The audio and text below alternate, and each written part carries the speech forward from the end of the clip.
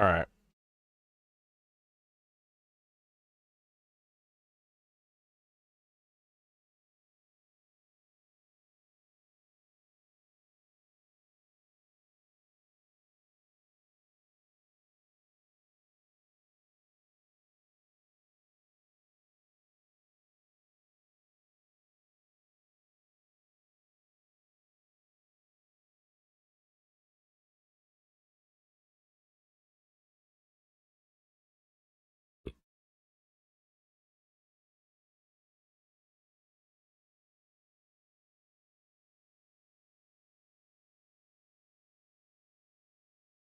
So we're gonna try this.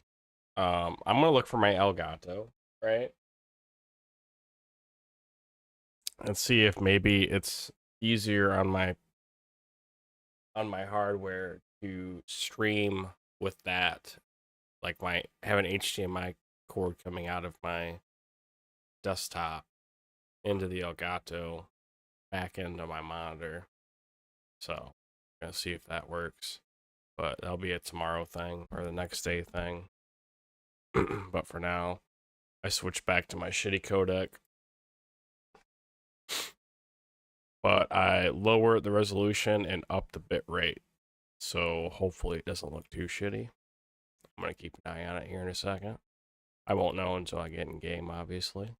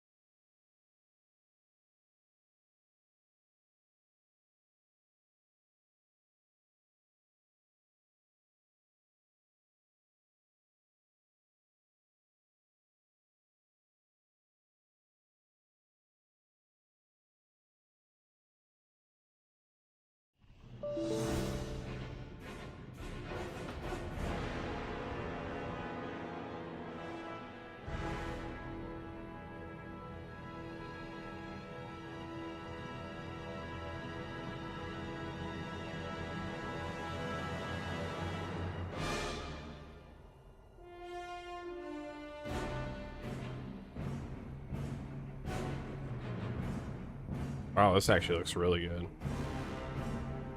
At least on my phone it does.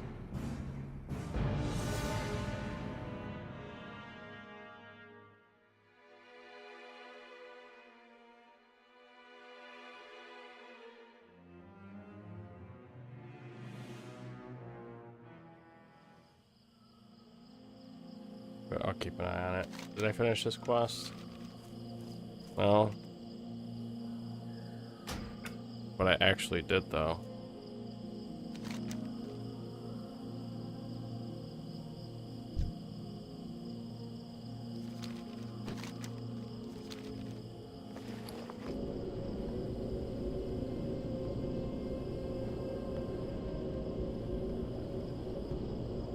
Oh yeah, this looks just fine.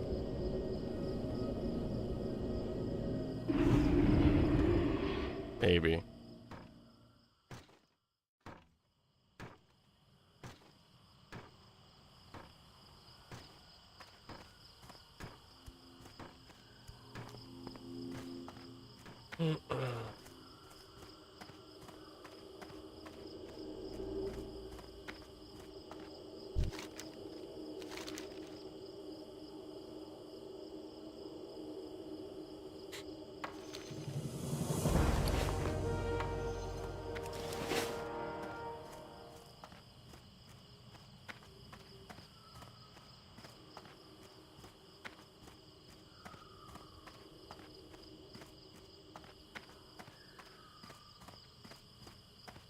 Welcome. Browse at your leisure.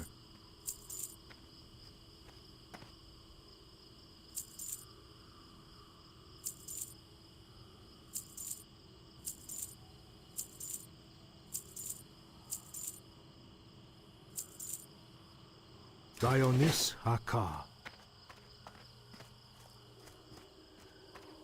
May the light embrace you.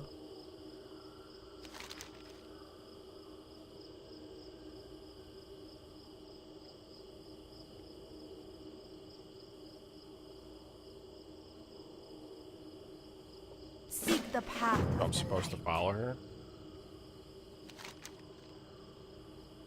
Oh no, I'm supposed to find somebody. Ooh, that's really fucking far away.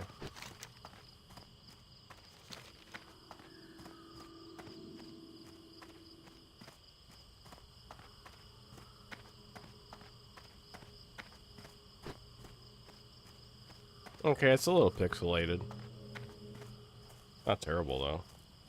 A lot better than it was on 720 or on 1080. So hopefully I don't have any more crashes.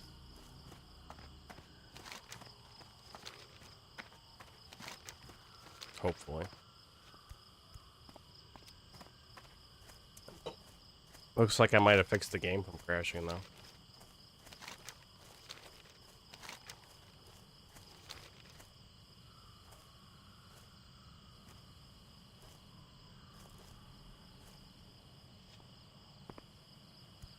So I'm pretty sure it's my RAM settings in the BIOS. Linux didn't have any problem with my RAM settings. Didn't even seem to care, but Windows, like, it just freaks out and crashes. So I essentially have to underclock my RAM in order to not have any problems. Because the way it's set right now, I have my RAM set to where it's supposed to be set. Actually, still underclocked from where it's supposed to be set, but my other motherboard, I made a mistake. My motherboard only goes so high. Or no, the CPU only goes so high. So I had to underclock my RAM, but there's like a bug going on with my BIOS, and no matter how many fucking BIOS versions I've updated to, they still haven't fixed it. I'm pretty sure it's hardware, and you can't really fix that. So next time I get a new computer, I'm not even gonna build my own. I'm just not. I'm done with it. I'm just gonna get it pre-built. And the reason being is because I don't have that kind of fucking time anymore.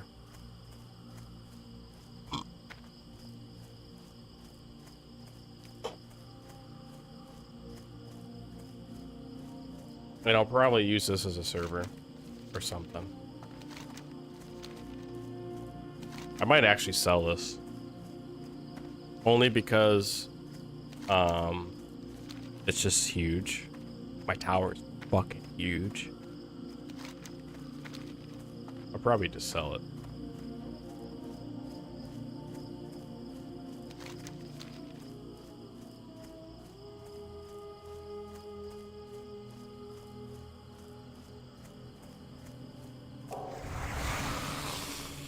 Oh yeah? You wanna throw down? I can't cast that yet. So y'all just kinda have to pardon my quality. It is what it is. I'll make my wife find my Elgato tomorrow, since she knows where everything in this house is.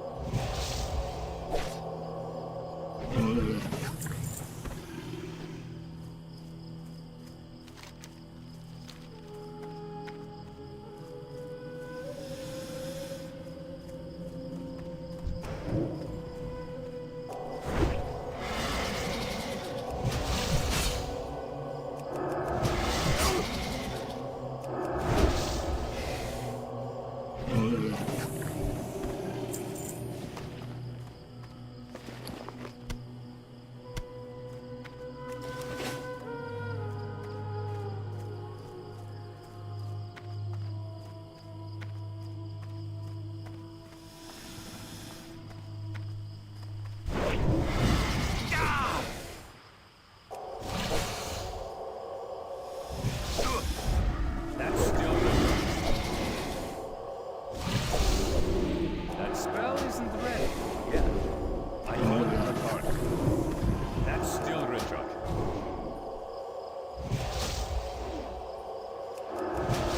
Priest and Canada definitely have a lot of survivability.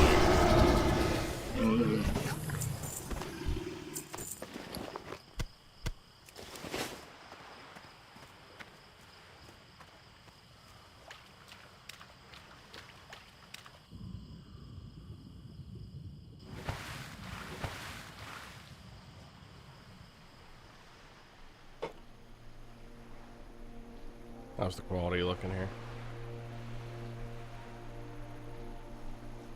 Yeah, downgrading it to 720p was honestly the best move.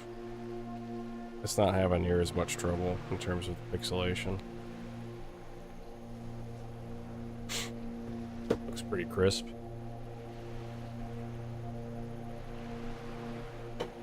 About as clean and crisp as a black guy at Walmart. So, you know what? Can't be mad.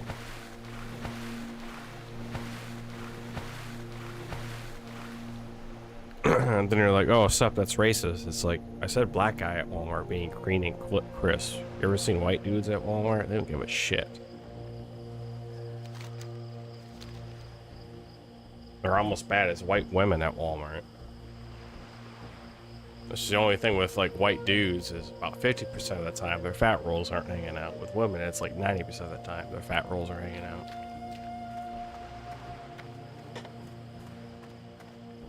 With black guys, they at least have a, you know, at least they have clothes on that cover themselves. Usually not wearing a wife beater. And they have a pick in their hair to imply that they comb their hair. Which is a lot more than white dudes. Oh.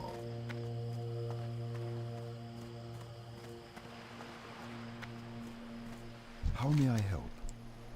Oh.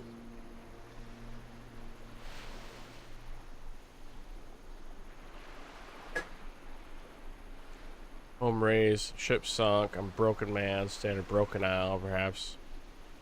You're ready to finish the job, make the book will not resist.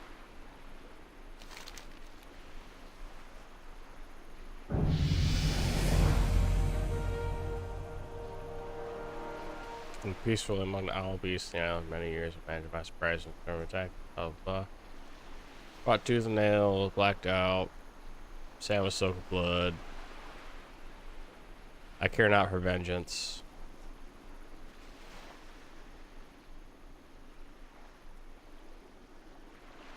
Goddess, watch over me.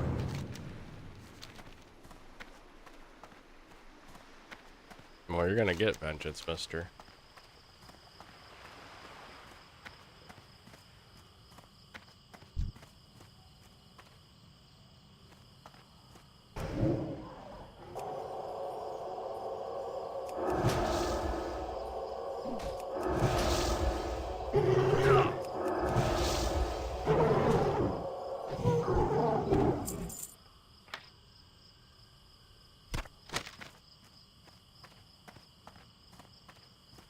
That was a pretty good kill.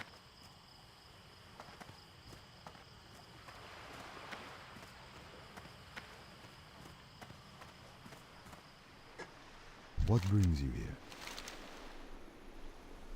Be careful. That's all I had to do for 850. So I guess walking here was kind of worth it, huh? Alright, so I need to hearth, but I can't hearth, so I'm just gonna go get another beer instead.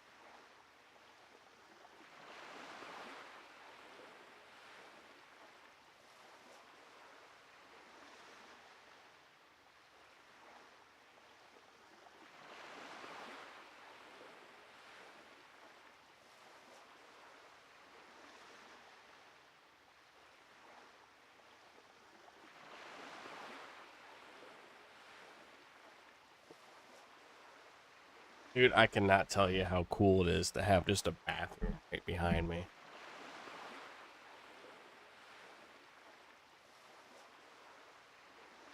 It's fucking awesome.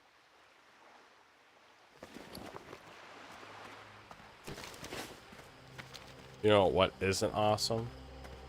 Being stranded out here.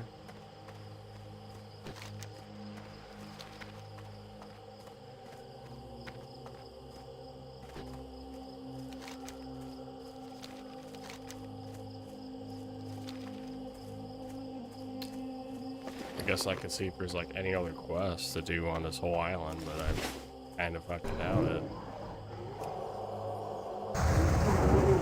Ooh, this got moonbeamed.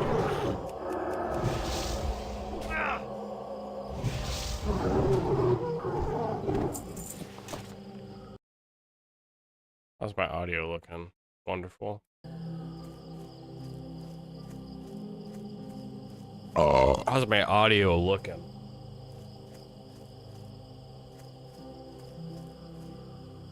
There's a level 10 right here. I'm gonna fuck him up.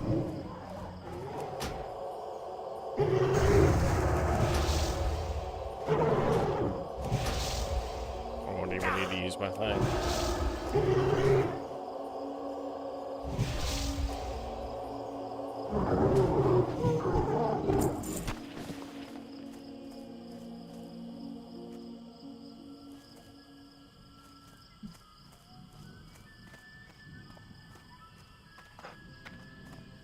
You know what this area reminds me of?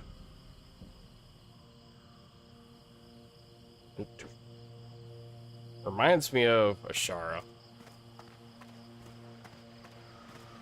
Got Naga. Cliffs. I don't like it. What's Ashara look like? Hold on, wrong button. What's Ashara look like now? It's like weird now. It's also a 10 to 20 zone instead of like damn near end game zone. I don't even think it still has the world boss over there. Could be wrong.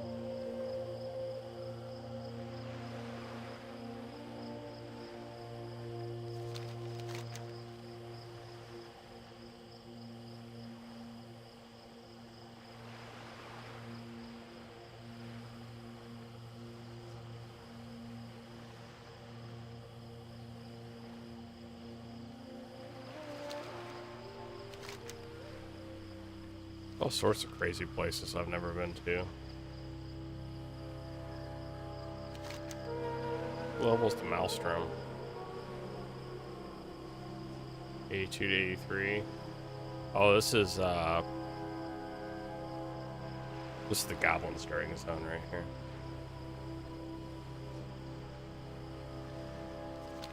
I don't even know how to fucking get over there.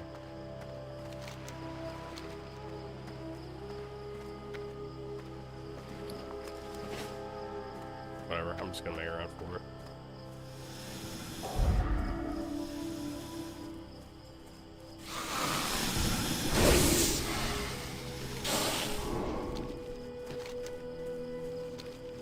I'm gonna go ahead and go to the landing.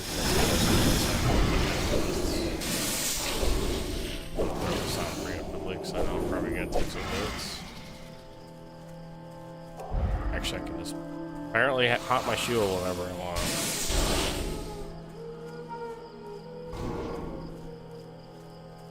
Or actually, no, I'm gonna go here. Because I need to learn a thing or two about a thing or two. I'm gonna kill this one though.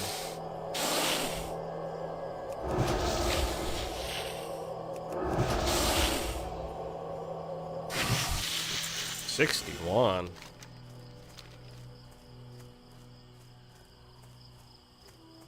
Damn, son.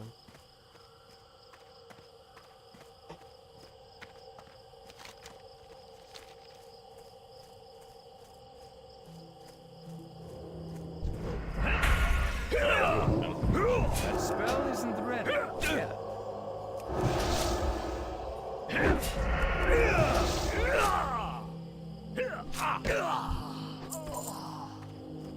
They hit pretty hard though. Like, I'm actually gonna have to use that I now. can't cast that yet.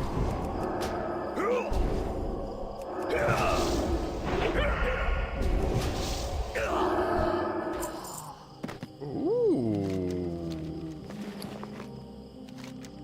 This appears to be a bounty ledger if you can't understand the blood elf language, but you know the picture picking a dead grand eye.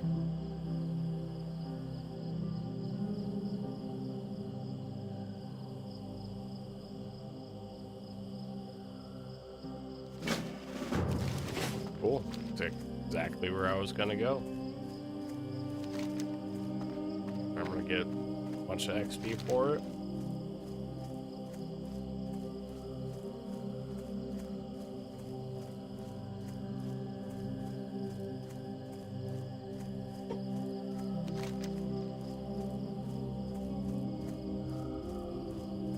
Still marveling at the map here.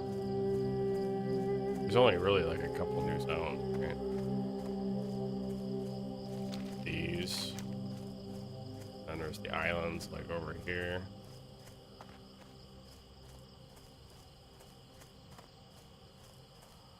Ruins of Gilneas.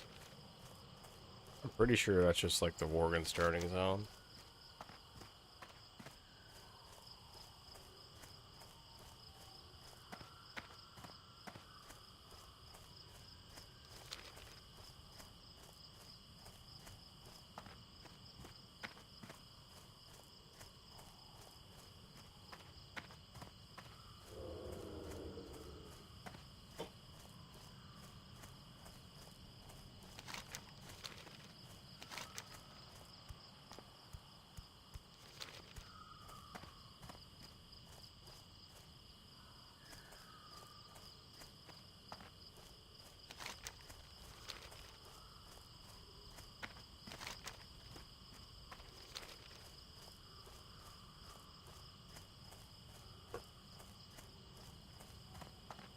Oh, and I'm not gonna like.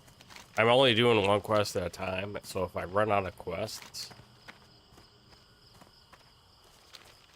I'm probably just going to go this way to the Exodore.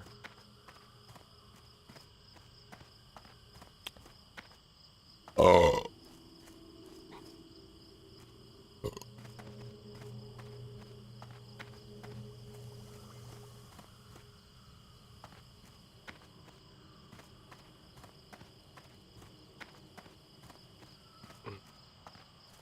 Arkenan Poros.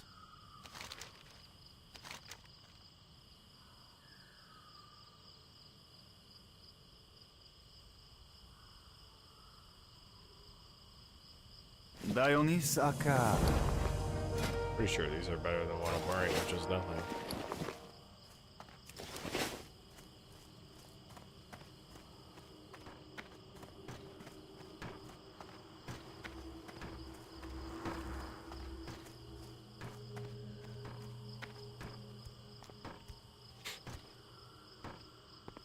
Warm wishes to you. Blessings upon your family. Okay, so this is a nuke, basically. You wish to buy? Trade?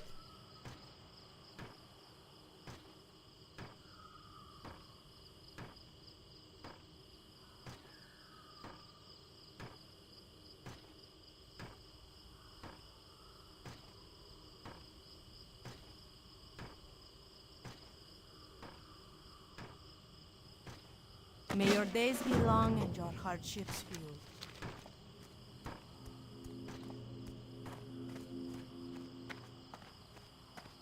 Oh shit, this guy's a flight master. May the light embrace you.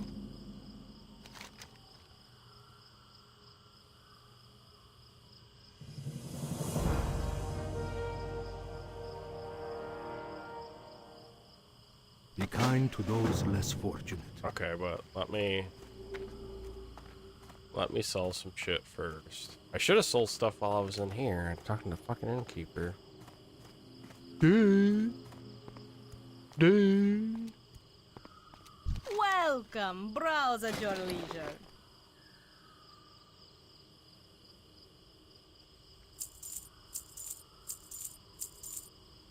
Safe journey.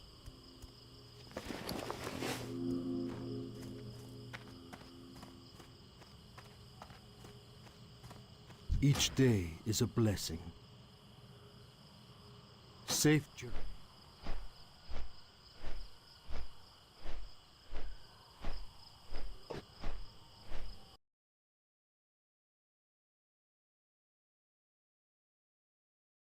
I'm gonna ask. I'm gonna ask the. I'm gonna ask the AI to do something really hard here.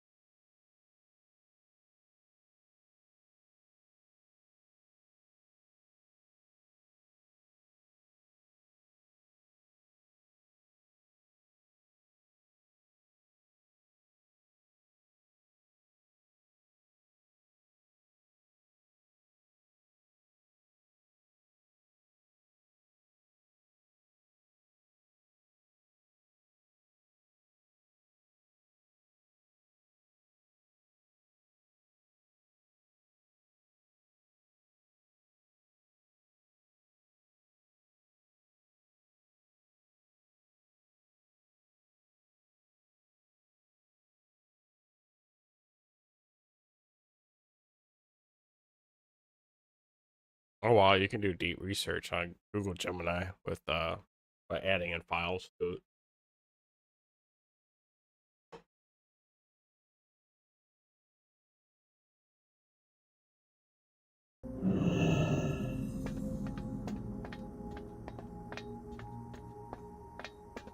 Man, this game is so pretty.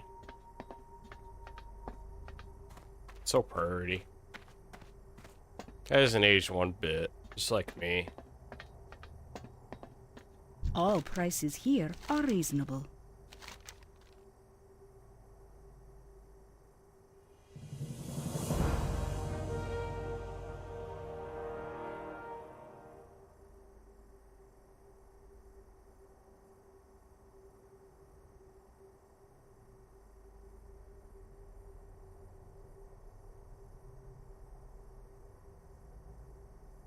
Remember the lessons of That's the past. literally this guy that I was just at.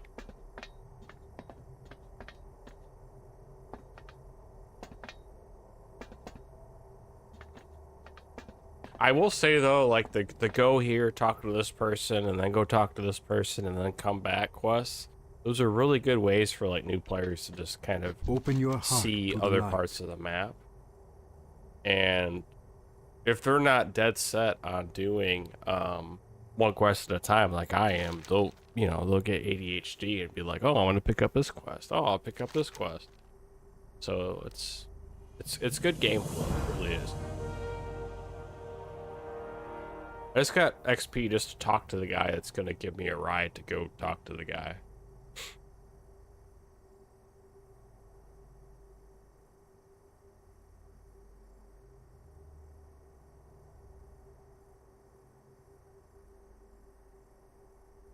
Remember the lessons of the past. May your days be long.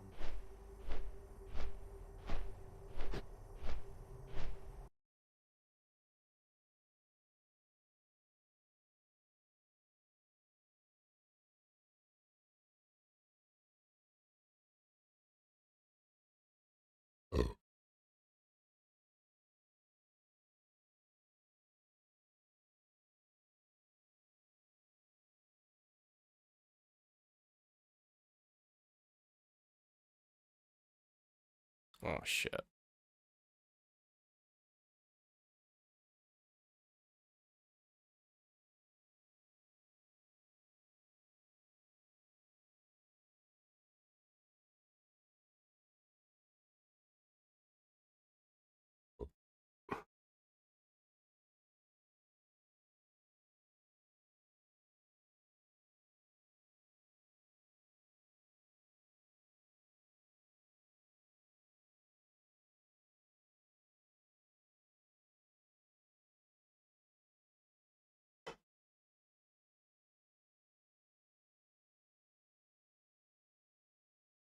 Or actually, that's not good enough either.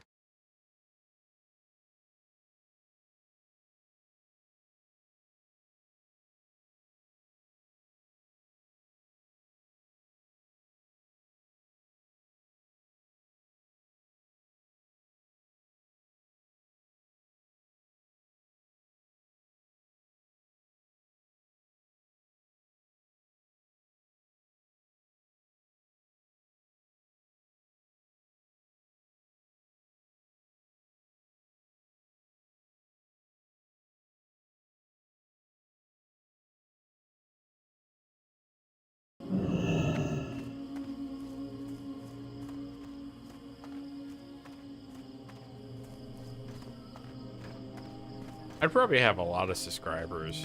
I don't like a lot, but I probably had like 500 if I wasn't crashing all the time. And I never had a hope you kid. find something useful.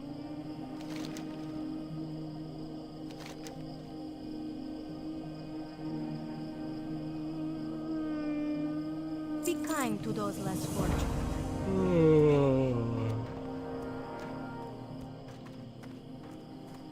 Alright. I need another quest.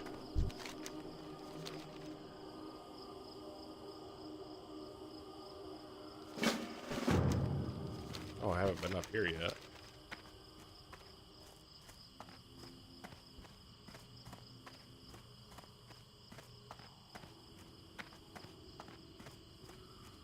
I'm gonna test out my spells.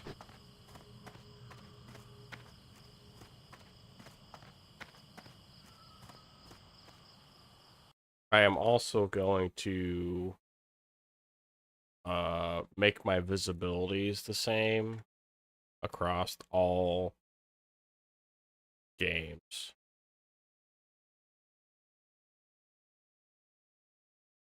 So one moment.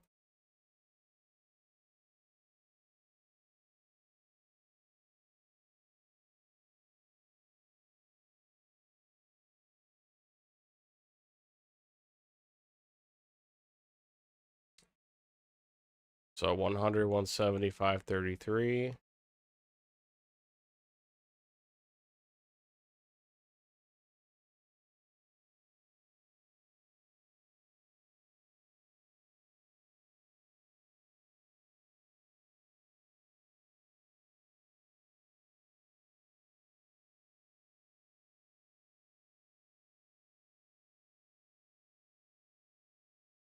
Okay. And I'm just gonna go ahead and do that for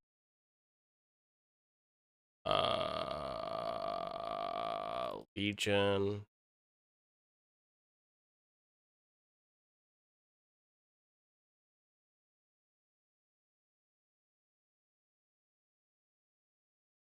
As well.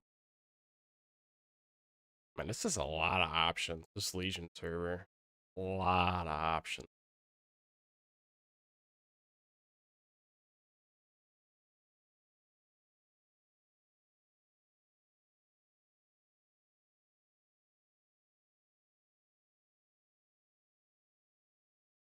I'm just gonna have to find.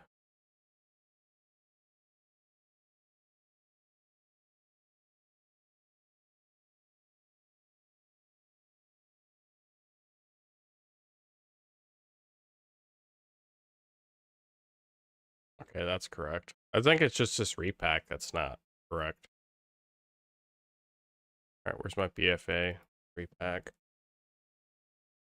There it is. This one actually has a launcher with it. This BFA one. Oh, fancy. Fancy spancy. That's correct. Yeah, Kata was the only one that's not correct. Did they decrease the visibility just for Kata? I almost want to say I heard something about this. I almost want to say.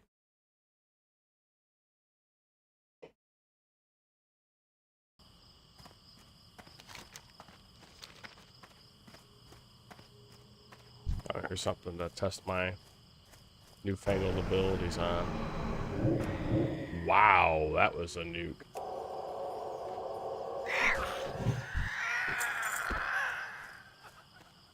That wasn't even a crit, dude.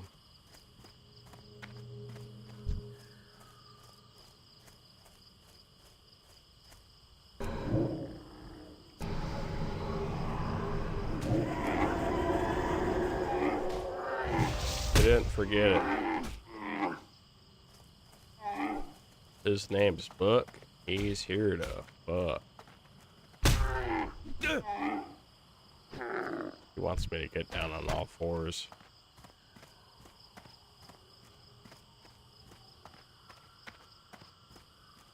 Instead, I did the same thing that his mom did after the hunter shot her. I just kind of fell over.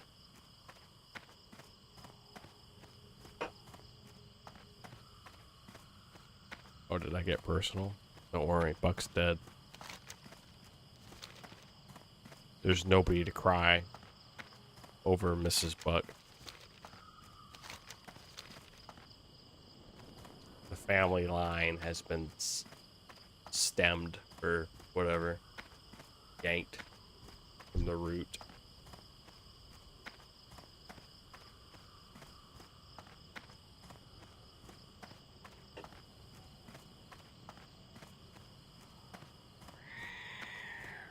Motherfucker, mind your own business. That's still recharging.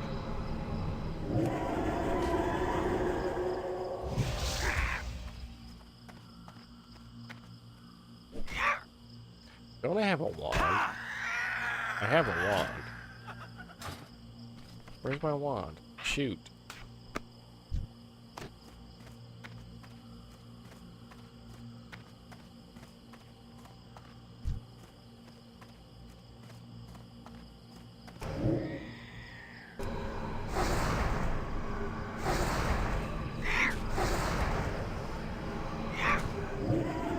What's the damage? Oh, apparently it's actually better than my staff for damage. Oh. Never would have thought about it.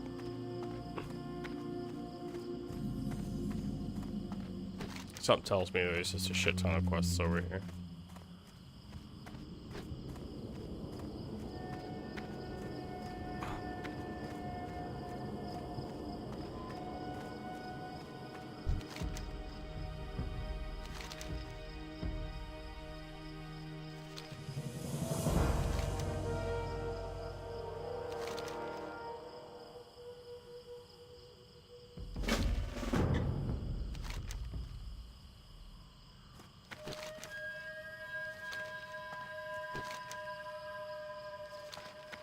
So do I have to go in here? I think I have to go in.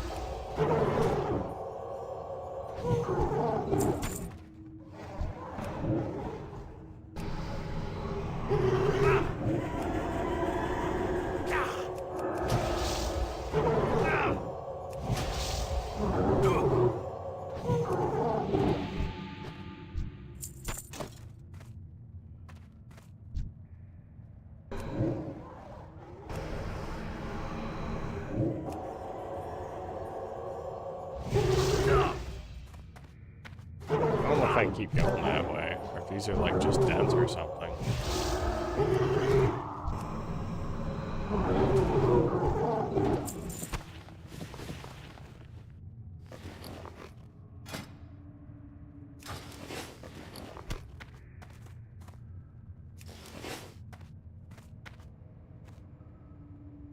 Yeah, these are just dens. I need to go down here.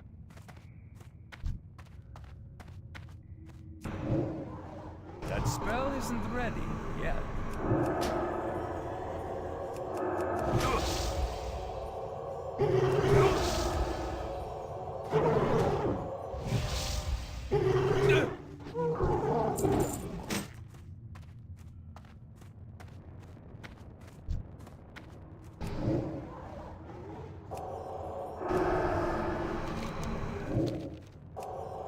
I'm almost to where I need to go, I need more mana.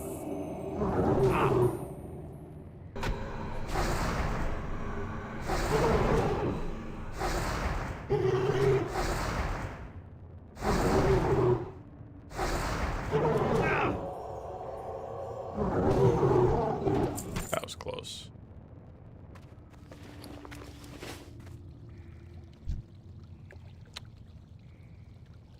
Ooh, can I kill that? This is the one pet that you want to tame as like a hunter in Wrath. Or maybe it isn't. I don't know.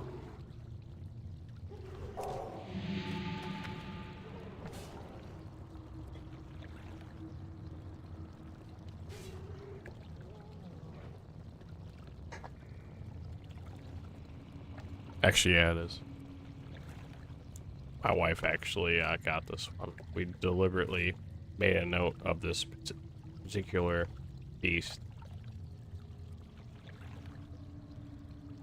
It's incredibly tanky. Which HP is it have? Oh, I'll nuke that down. Heartbeat. Alright, I'm pretty sure I got enough mana now. I'm gonna go for it.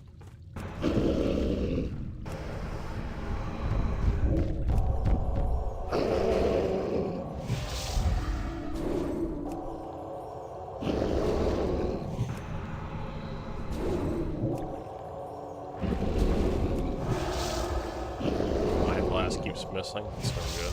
I can't cast that yet.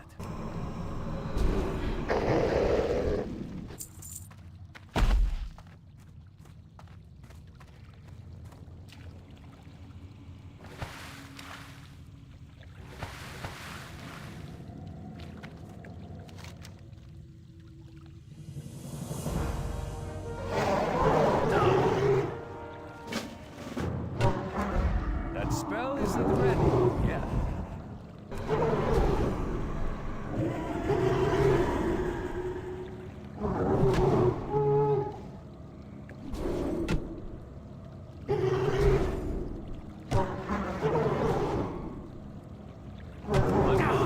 Come on.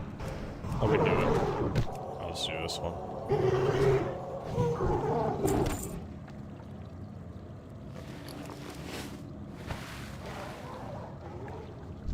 Oh, it's just blocking my way.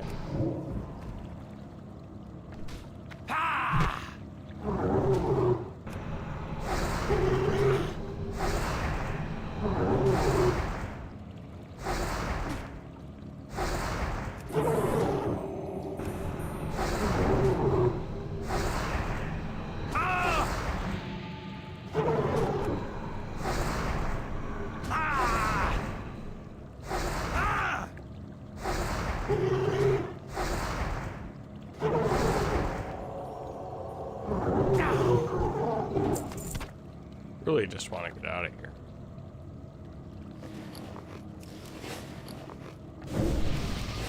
I like that they made Scrolls of Spirit seem to be a little bit more of a common drop, because like you used to just hold on to those things. Used to never use them willy-nilly. Used to save them for like dungeons or whatever.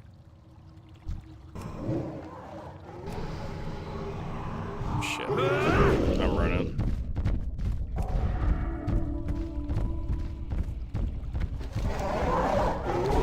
This path is short enough. I can probably run out of here before my shield is off, so that's what I'm gonna do. I like how they made mobs slow.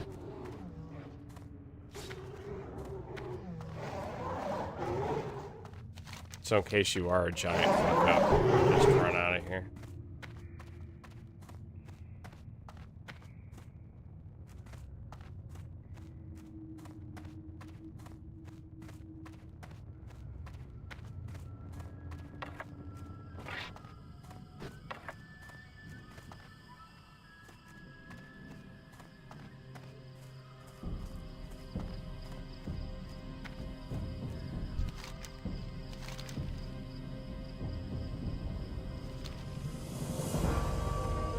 Almost level 10.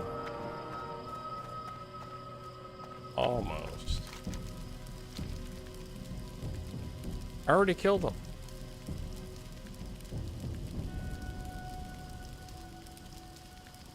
I already did it. And now I'm gonna run back in there and do it again.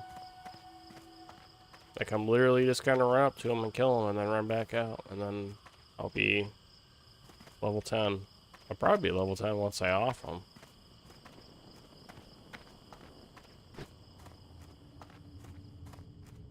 Or you know what? I can probably get level 10 before I even fight him. Thinking about it.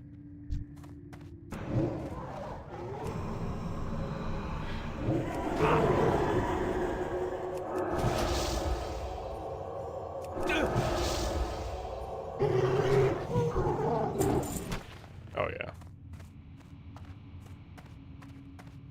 I think I can upgrade that one.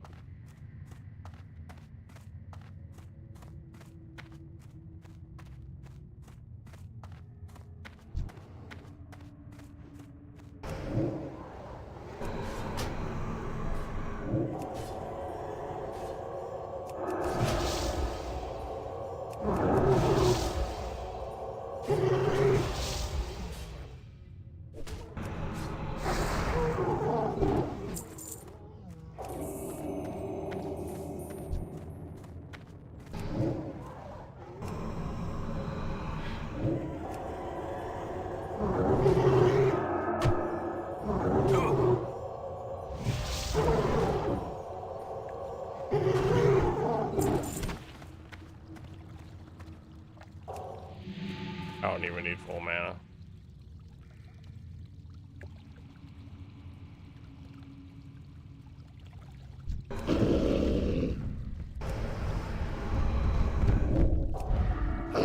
Mind Blast always misses for some reason.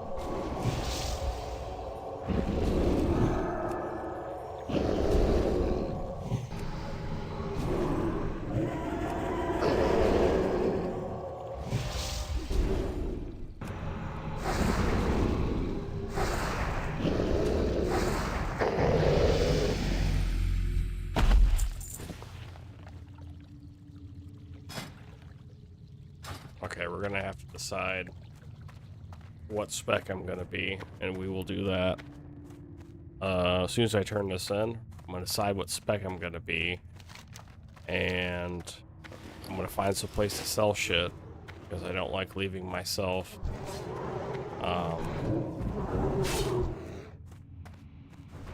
with half an inventory. And then I'm gonna switch to Legion.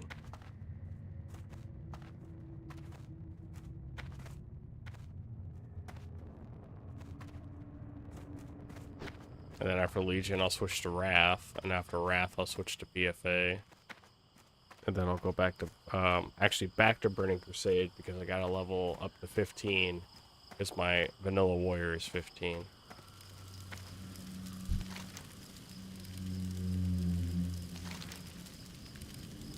Ooh, I got a lot of XP for that. And I'm about to get some clogs or whatever those are.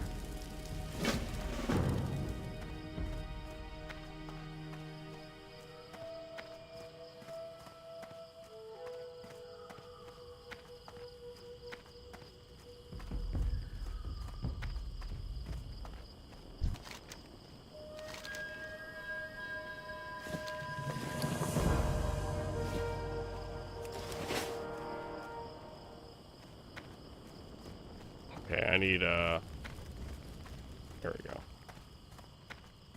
Let's say I need a salesman.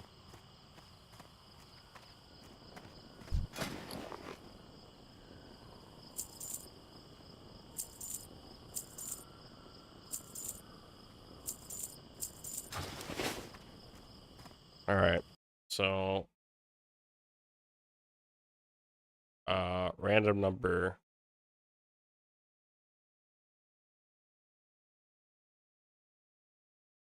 generator here. We're going to do first the 3 because there's 3 options. Here we go. 1, 3, 3, 3. So you know what that means. I'm Shadow.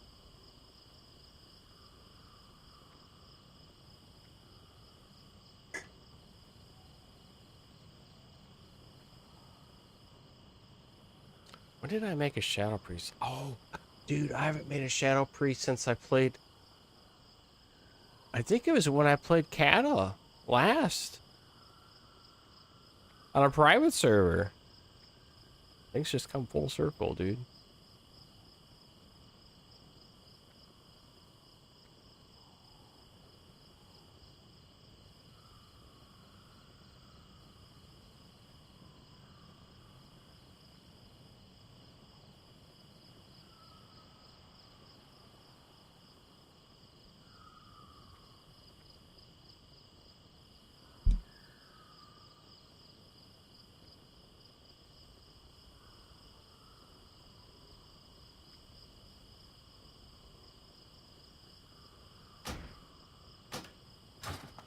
Like how it asks you if you're sure. Ooh, and I got Mind Fray.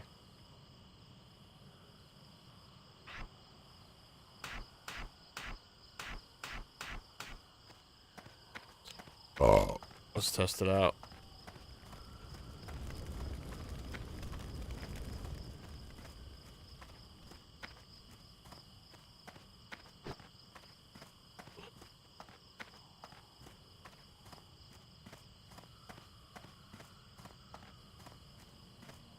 Here we go.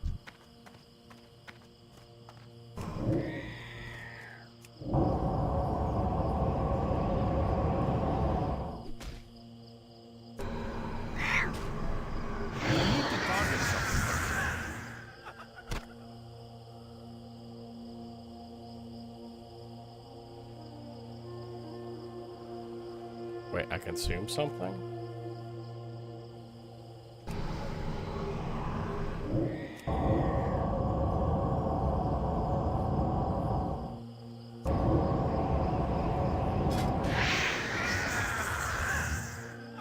Wait. So these are like passives then, huh? Yeah.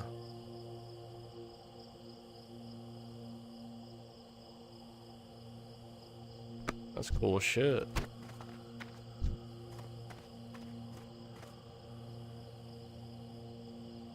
Alright. Switching to Legion.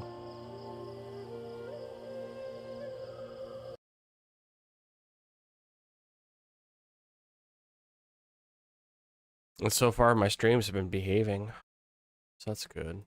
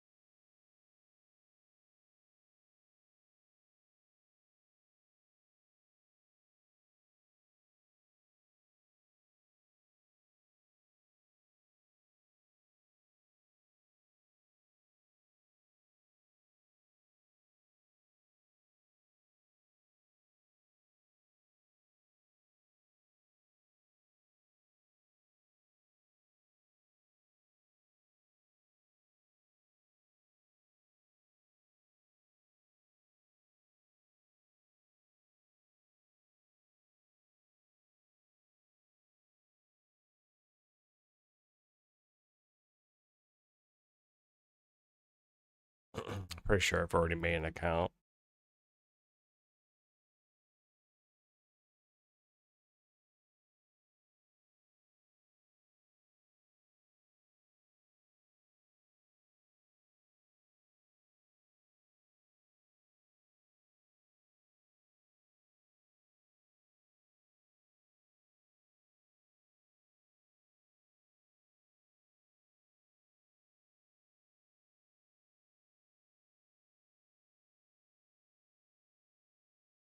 Babs.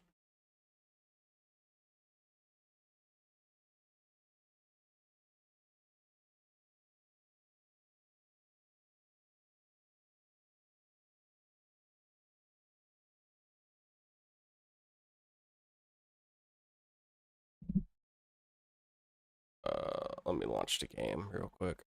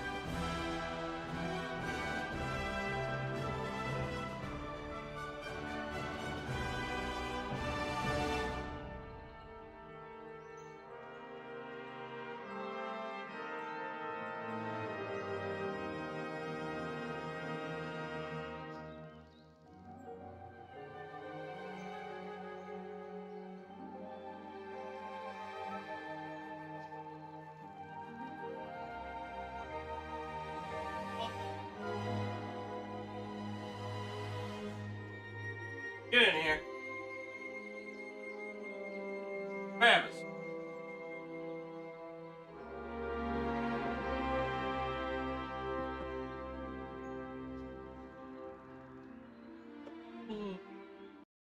All right.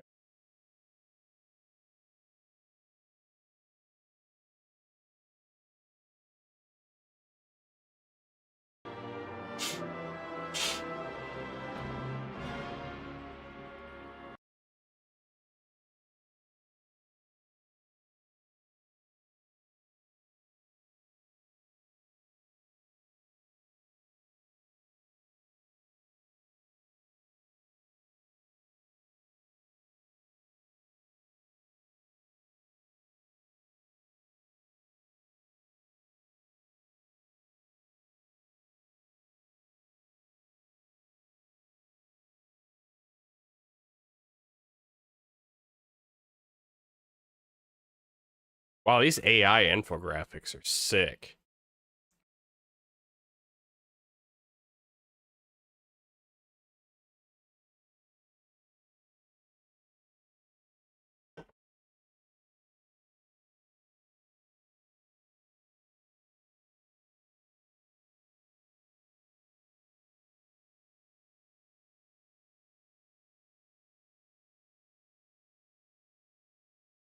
Anyway, I'm gonna go ahead and have it do another audio overview. All right. So, I'm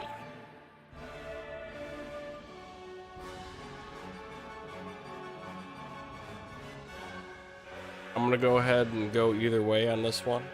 Alliance or Horde or Panda.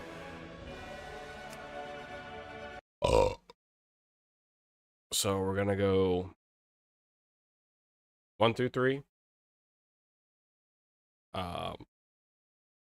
First one to 3. 3, 1, 2, 3, 3. All right, so this will be my last Horde character that I make.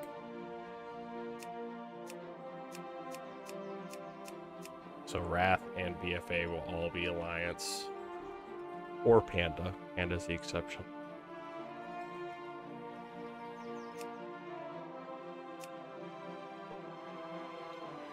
So, out of 6, first to 6, what will I roll? And I hold mulligans over anything that I currently am in other games. For example, Orc Troll.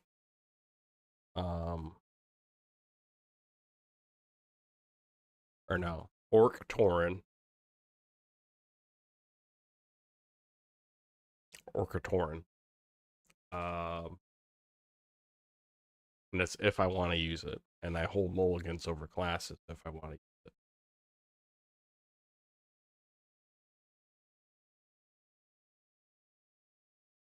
So, here we go. Out of 6, first to 6. 1, 4, 1, 4, 4, 5,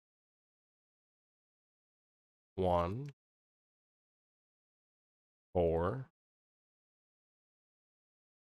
3, 5, 2. No goblins yet. 5, 1, 5, 6, 6, 4. One more for 4.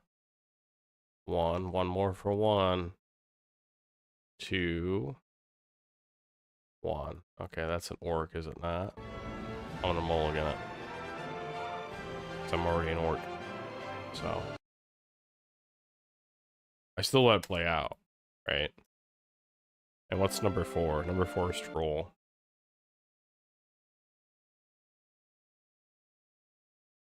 6.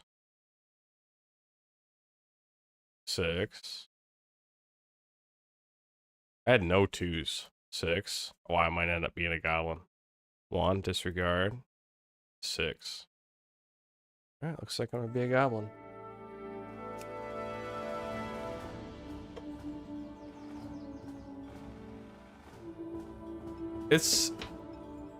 And I've played retail, and I've played on private servers, and it's just so much more relaxed. It's so much more chill. Even like in newer versions where I'm only playing by myself with no bots, I like it, and I can adjust things how I want because it's my server. I can go in there and change whatever I want. So I can still do endgame content if I want to. All right, so I'm gonna be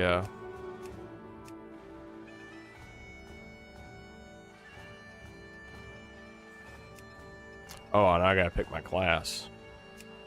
No Death Knights.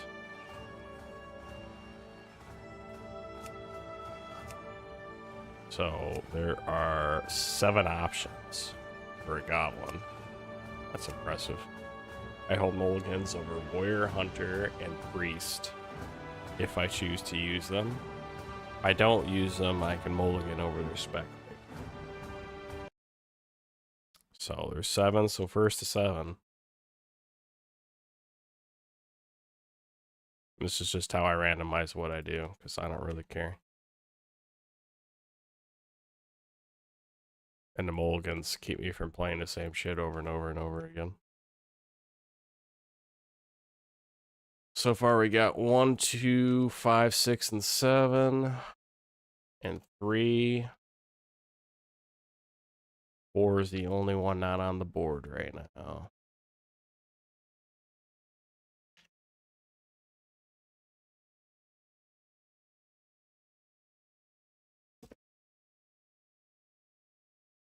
And the nice thing is too, like if you get Hamachi or Zero Tier or whatever, and you get some friends together, you can play WoW.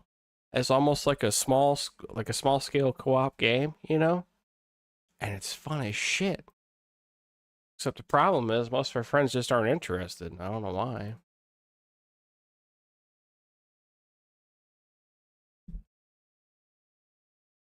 Probably because they think there's a lot of troubleshooting involved, and there can be, especially with the bots. There's some troubleshooting, but it's not that bad.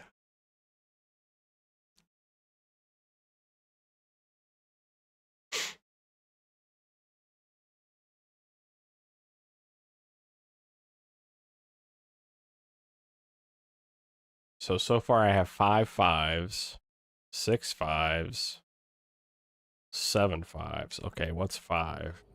1, 2, 3, 4, 5. I've never been a shaman, so I can't mulligan it.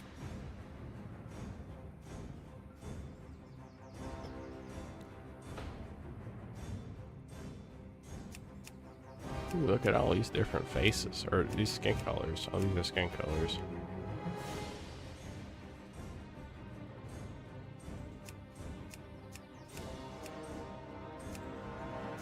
I want to be the greenest goblin. That's pretty green.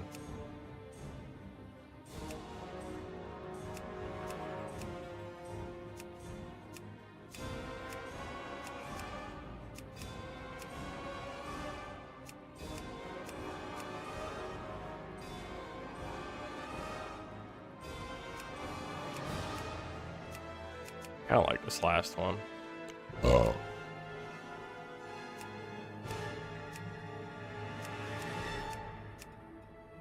Can I just be bald? Ooh, I like this. Don't ask me why, but I do.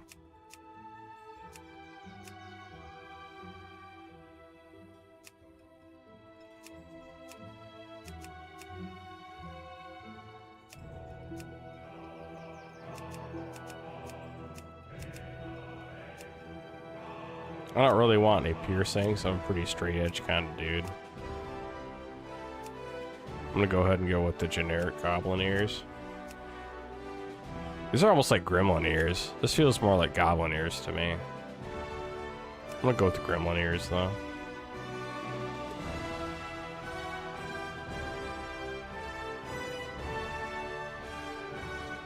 You know what, dude? You're welcome. And honestly, it's really feel very happy to have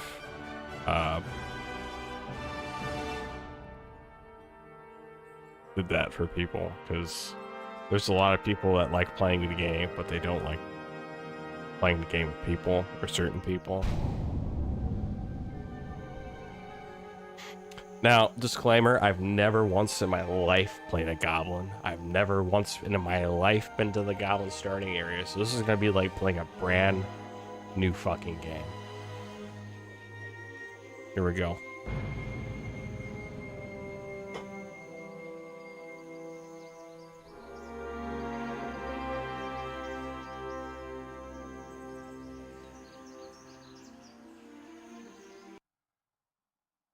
Watch it crash. The wily, cunning goblins of Kazan have lived in relative peace for generations. Though some of their race sided with the marauding orcs during the Second War, most goblins have remained neutral throughout the various conflicts between the Alliance and Horde. Ruled over by corrupt yet highly affluent trade princes, the goblins created a virtual paradise for themselves throughout the islands of the South Seas. Their ingenious feats of engineering and vast trade fleets helped make their island capital of Kazan one of the great technological wonders of the world. But now, as the elements themselves rise up in anger across the world, the goblins' mechanical paradise will be put to the test. For very soon, fate will force them to choose sides in a conflict that will shape the very history of the world. Okay, I don't need the tutorials, bro.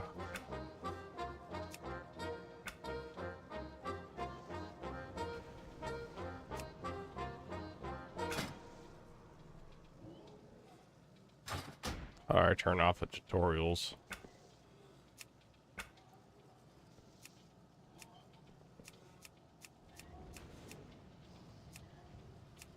It's like a different, it's in a different menu every single time.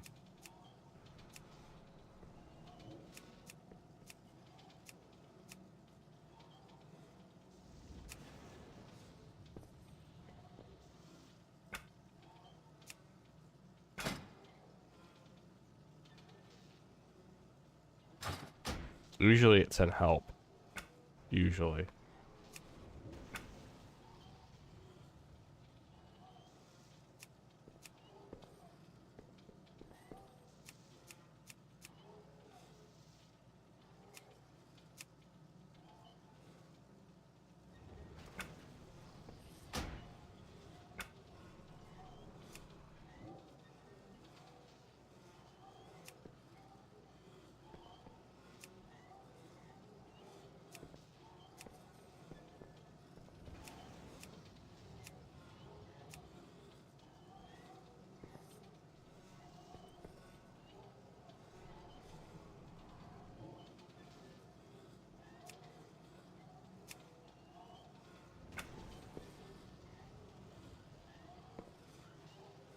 Can I help you with something? This is annoying. If you can make it here. How do I you can turn make this it off? anywhere. Do not get on Gallywitz's bad side. Stop! How do I turn it off?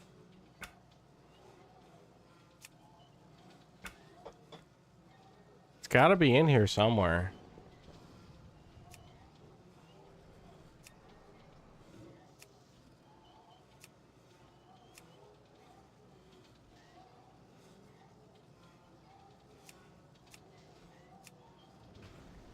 Accessibility. It's not accessibility. Accessibility is for like paraplegics or something.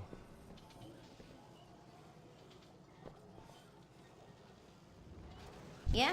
What do you want? This gig ain't so bad.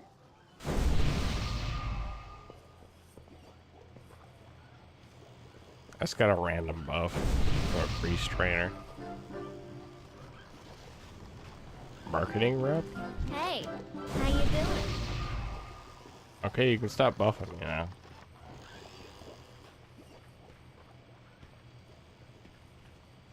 This place is cool. Feel like I played WoW for the first time, dude. This is so weird.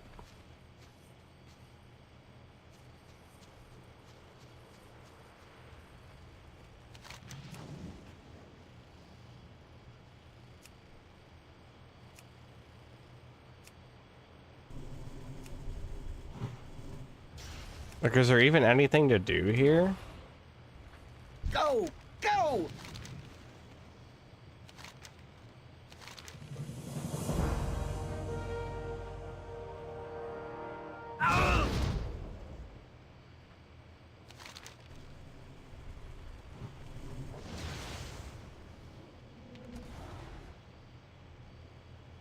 Oh, they're trying to make... We're trying to make... On your way! Cola. Oh, I need to look at my spells. I got lightning bolt. And lightning bolt. What's my racials? Rocket barrage. And rocket jump.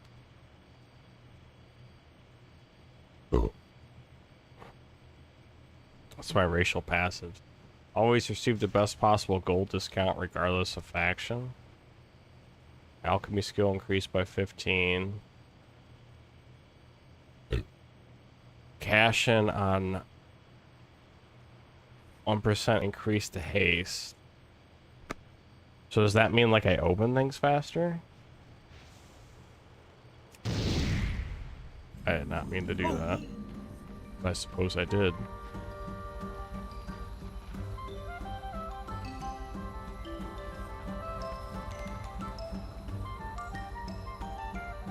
Fuck is this place? Everything has an outline. Everything has like a weird glow to it.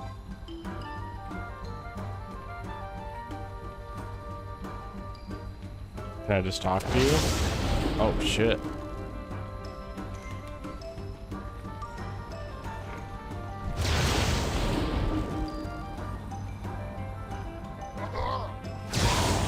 Hey, who the fuck are you?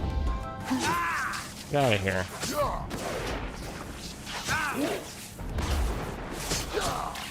Maelstrom.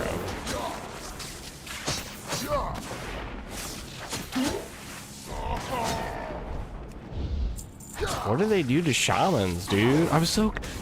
This is the thing, like, I couldn't get Mop or Wad to work, so I'm lost, man. It's okay.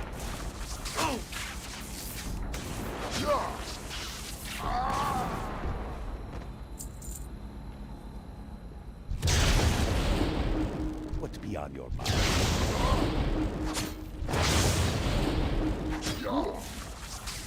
Let me try this racial here. Garbage.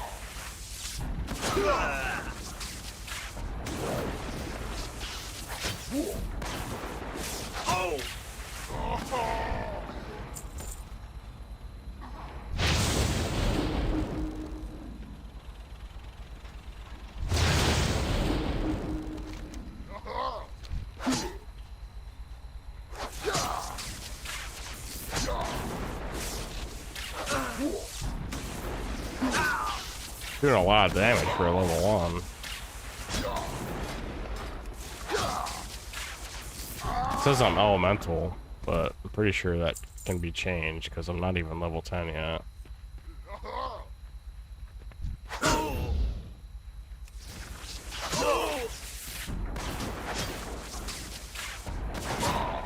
What is crit for 104 at level 1? Fuck.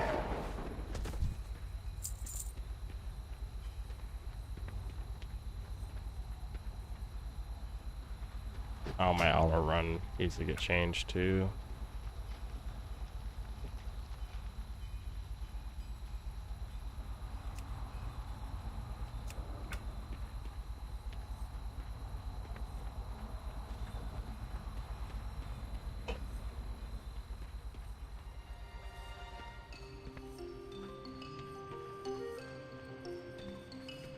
Quickly, quickly! Hit the road. Makes sense. Careful out there.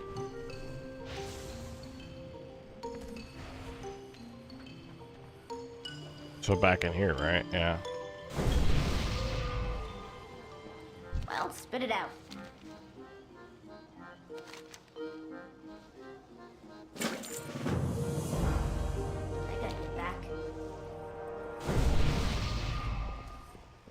So apparently these quests are progressing Yeah? What do you want? without me having to click anything additionally.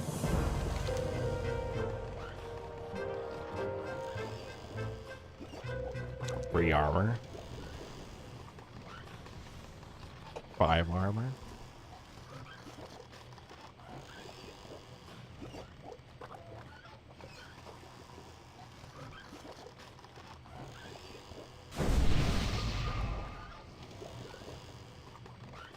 Oh. Oh, so I get to drive a hot rod Keep it around? real.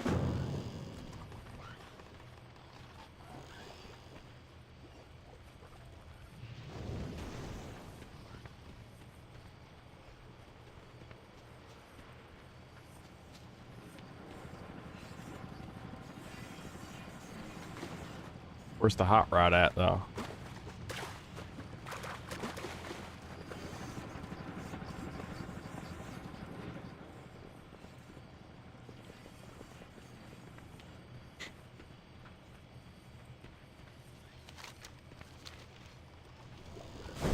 Well, spit it out.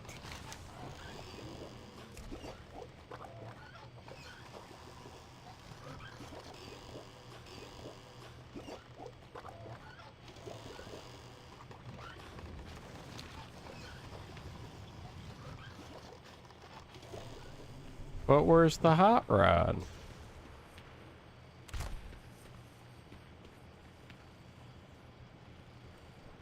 Oh. I see what I see what I need to do here.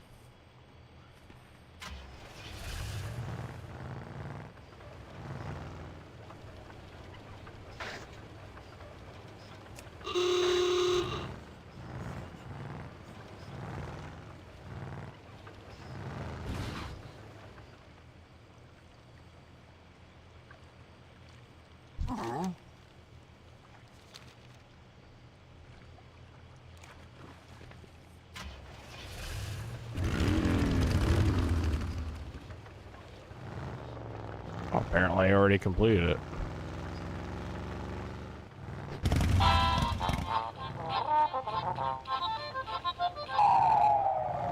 And this says worse driving than Gears of War. Okay, it's not that bad.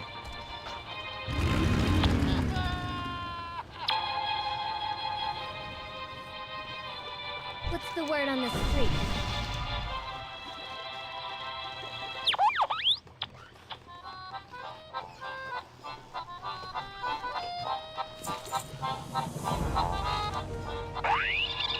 See you around, friend. What's up? I'm so Back at 'em, confused as to champ. what's going on.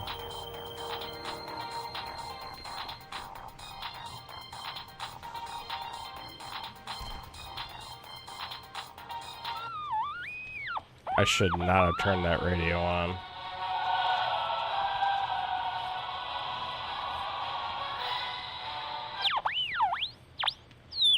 'Cause I think it's bugged. Oh no.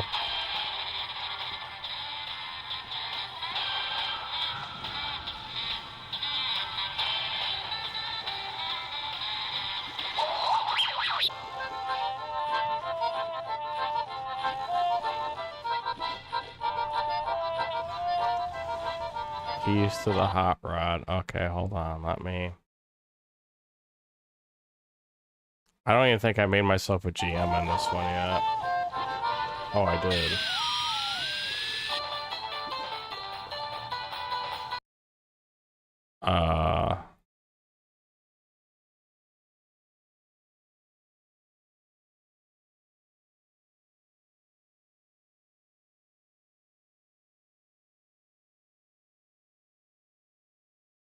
So I'm just going to re-add this.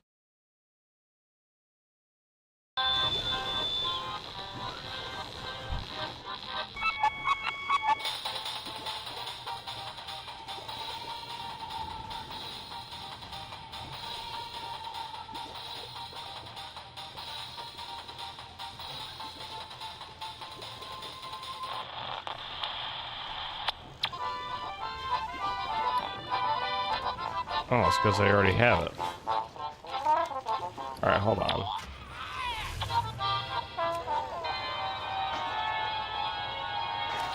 How do I turn off the radio?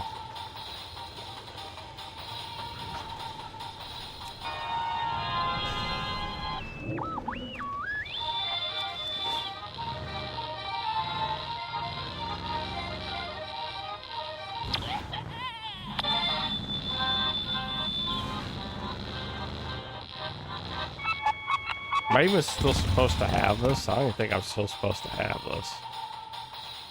Go, go! I can probably just relog and it'll fix it.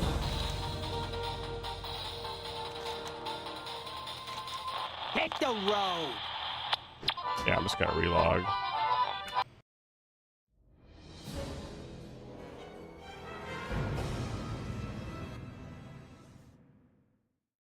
This game is so weird.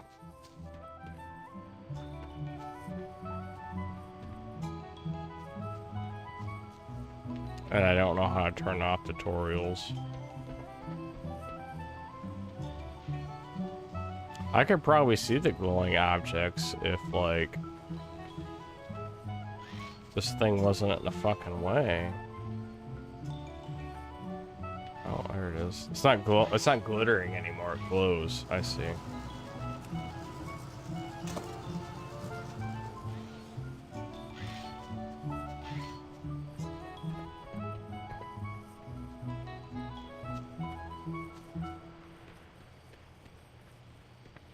Oh.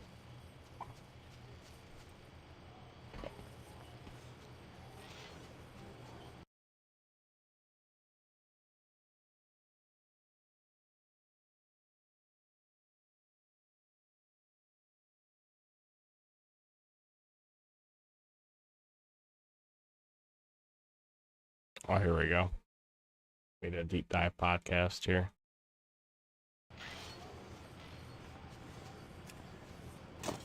One second, I gotta piss.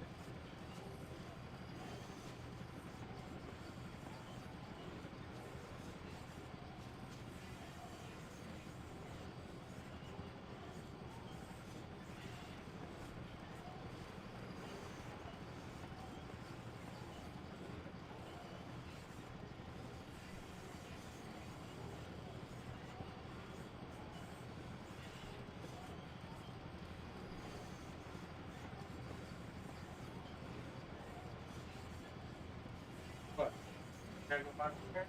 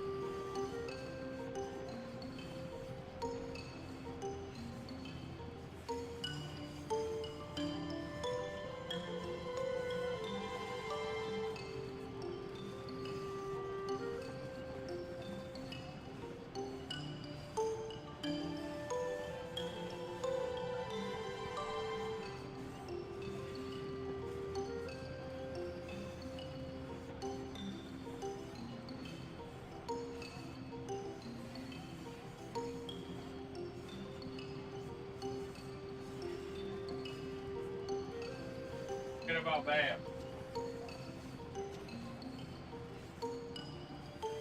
Come on.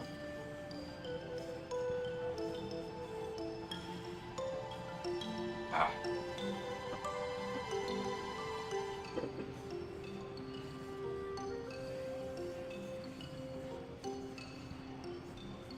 Interface display unchecked tutorials.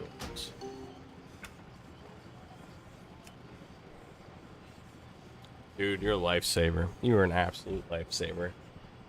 I don't know if you've been here while I've been playing all the other versions of WoW, but the tutorials, like, turn off tutorials, it's in a different fucking section of the menu every single time. Like in Kata, you have to go to help to turn off tutorials. You don't even go to settings, you go to help. But thank you so much. I don't even know why I didn't see that.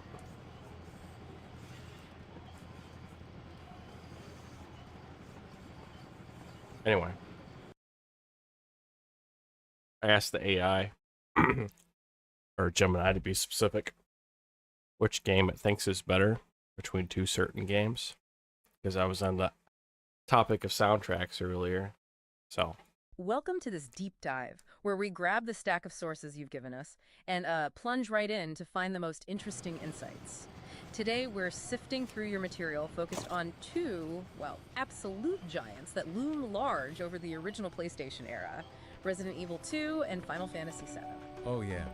These games weren't just popular, they were really transformative, pushing what was possible on that hardware, you know, scope, storytelling, genre. Absolutely. And you've given us a pretty big mission for this deep dive. Explore these sources and try to figure out which game is absolutely better overall. Wow, okay. Yeah, that's a hefty challenge, especially given how, like, wildly different they are. But we're going to dig into everything you've provided, see what surfaces. It's a fantastic comparison, though, because they both arrived on the scene with such immense expectations. Right. Final Fantasy VII had to prove the series could make that huge leap to 3D and CD-ROM and, you know, capture a whole new global audience. And Resident Evil 2? Well, RE2 needed to show that the first game wasn't just like a lucky hit. Yeah. That survival horror was a real genre, here to stay. And decades later, I mean, they're still mainstays on greatest games lists, aren't they? Constantly. The fact that both have gotten these really successful, high-profile remakes recently, that's maybe the clearest sign of how deeply they connected their enduring appeal. It really Don't is. waste my time. And they represent almost like opposing design philosophies from that time. How so? Well, Resident Evil 2 is just the master of tight, focused tension atmosphere, perfecting that survival horror template. Final Fantasy VII, on the other hand, just went for Careful out there. sprawling, revolutionary ambition, completely redefining the scale and the presentation of JRPGs for a global I hate audience. this. So faced with this absolutely better question, I mean, where do we even start? Ah, good question. We're going to unpack each game based on your sources. Look at the core gameplay, narrative, tech, innovation, impact, all that stuff. Lay it all out. Yeah, lay it all out before we even try to weigh them up. So where does the deep dive take us first? Ah, right. The terrifying streets of Raccoon City. Let's unpack Resident Evil 2. Okay, Resident Evil 2. It's without question, a masterclass in creating that constant state of dread and forcing players to think strategically, you know, under intense pressure. All right, Ryan, thanks for stopping The by, man. foundation of the first game, You have a and good just build night. something Good day at incredibly work. potent on top. So I tell know us I about got that a core gameplay. bitch of a What day did it tomorrow, actually day feel after like to holiday. play RE2 moment to moment. It was all about survival, just Yeah. pure and simple survival. You're exploring these incredibly dangerous, intricate environments, solving layered puzzles to move forward, and engaging in combat where honestly every shot felt like a massive gamble. But that feeling of desperation permeated everything. And a lot of that desperation came from resource Quickly, management. quickly! Paramount, absolutely critical. You were constantly agonizing over whether to use that last bit of handgun ammo on, you know, just one zombie or try to sneak past. Or On your way. deciding whether to pop that green herb now or save it for when you're really on the brink. And those iconic ink ribbons. Oh yeah, the typewriter. Exactly. They weren't just a save mechanic. They were another resource you had to manage. It reinforced the idea that even saving your progress cost you something valuable. That scarcity was the tactical layer. It forced these really agonizing choices. The controls, the tank controls, and those fixed camera angles. I know for modern players they can be a bit of a I've hurdle. seen you around here How before. did they shape the experience back then? Well, they definitely contributed to a deliberate pace, that's for sure. But their real genius, I think, was in enhancing that feeling of vulnerability and suspense. How so? You couldn't just instantly react, turning around to precious seconds. The fixed cameras controlled your view, hiding threats just off screen, creating blind corners. They framed every encounter for maximum tension. They weren't just technical limits. They were like directorial choices that made you feel less in control, amplifying the horror. And combat itself. It wasn't just point and shoot, was it? No. Aiming was crucial. There was locational damage, trying to, say, hit an arm to maybe disarm a zombie or going for headshots. Though landing a really decisive headshot on a standard zombie in the original could feel a bit chancy. Yeah. Which just added to the tension. Right. And your limited arsenal, from the basic handgun up to the powerful magnum or the grenade launcher, it forced tactical thinking. Yeah. Do you use precious shotgun shells on a group now? Or save that magnum for a boss you know is coming up? And your character's health wasn't just a bar either. The game really showed you when you were in trouble. Exactly. Clutching their stomach when injured, limping when critical. It was immediate visual feedback that you were in deep trouble right there on screen. And you couple that with that severely limited inventory space, you were always juggling. Yeah. Always What am I deciding supposed to what was do? essential right now and what you could maybe risk leaving in an item box. One of the big ideas the developers had trying to make it more dynamic was that zapping system, right? Which became the A-B scenarios. What was the ambition there? Yeah, the core idea was really about boosting replayability and creating this sense of like concurrent events happening. You played through one character's A scenario, let's say Leon's, and then you unlocked the other character's B scenario, Claire's, which would sort of play out against the backdrop of what you did before. So it wasn't just minor changes. Not at all. Effectively, it gave you 4 distinct paths through the story. Leon a Claire B, or Claire a Leon B. And Capcom even suggested Claire a Leon B was maybe the canonical route. And these paths were genuinely different. Yeah, pretty significantly.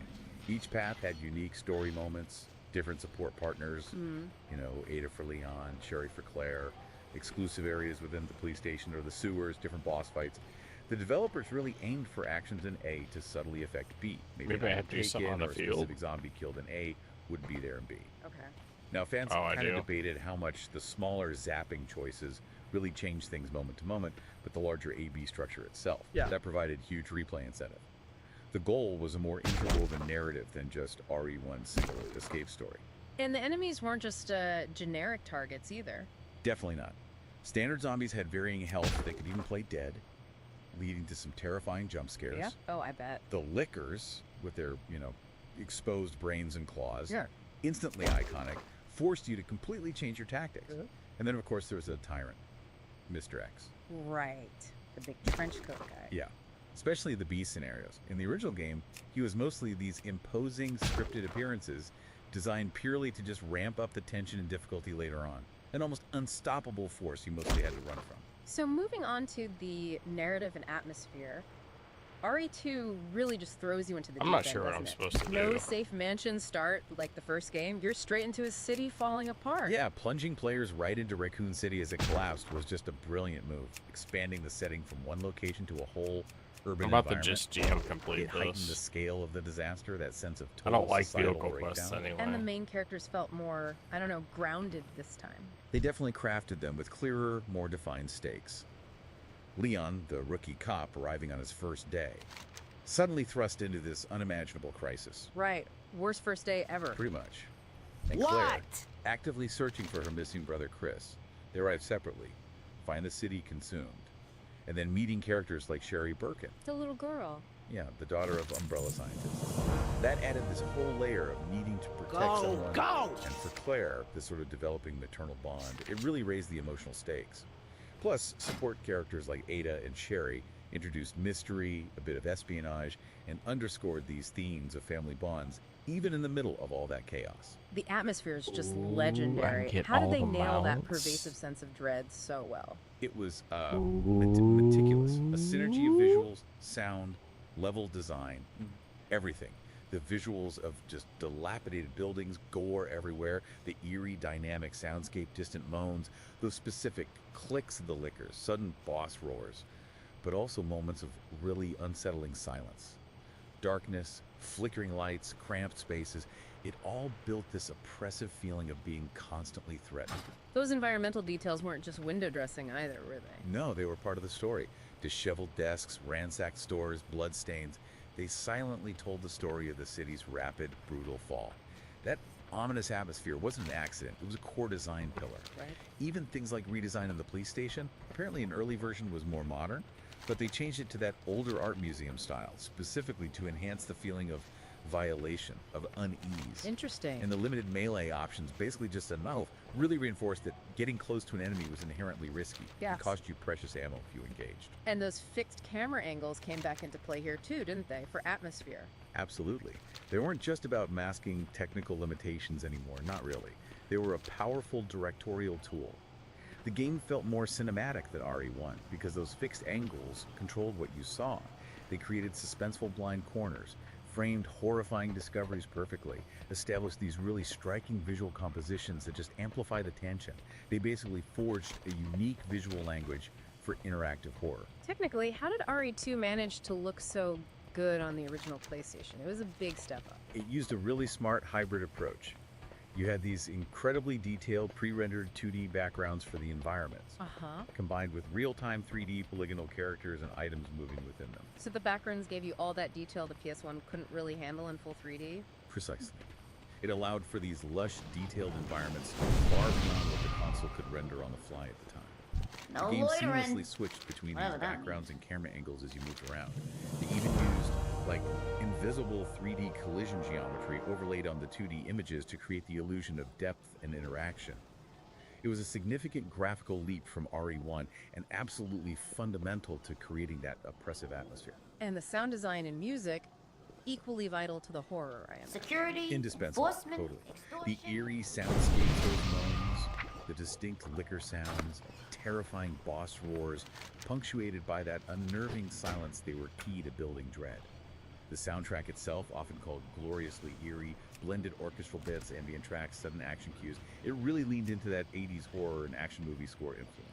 Masterful at maintaining constant tension. We have to briefly touch on the voice acting. It has a certain charm for its time. It certainly does, yeah. Often described as cheesy or maybe melodramatic by today's standards. But for a lot of players, that distinctive delivery just adds to the game's nostalgic character. It's up to us to take out Umbrella, you know? Yeah, exactly. So the technical choices weren't just technical. They were really integral to the artistic vision. Pre-rendered backgrounds for detail, fixed cameras as director's tools. Exactly.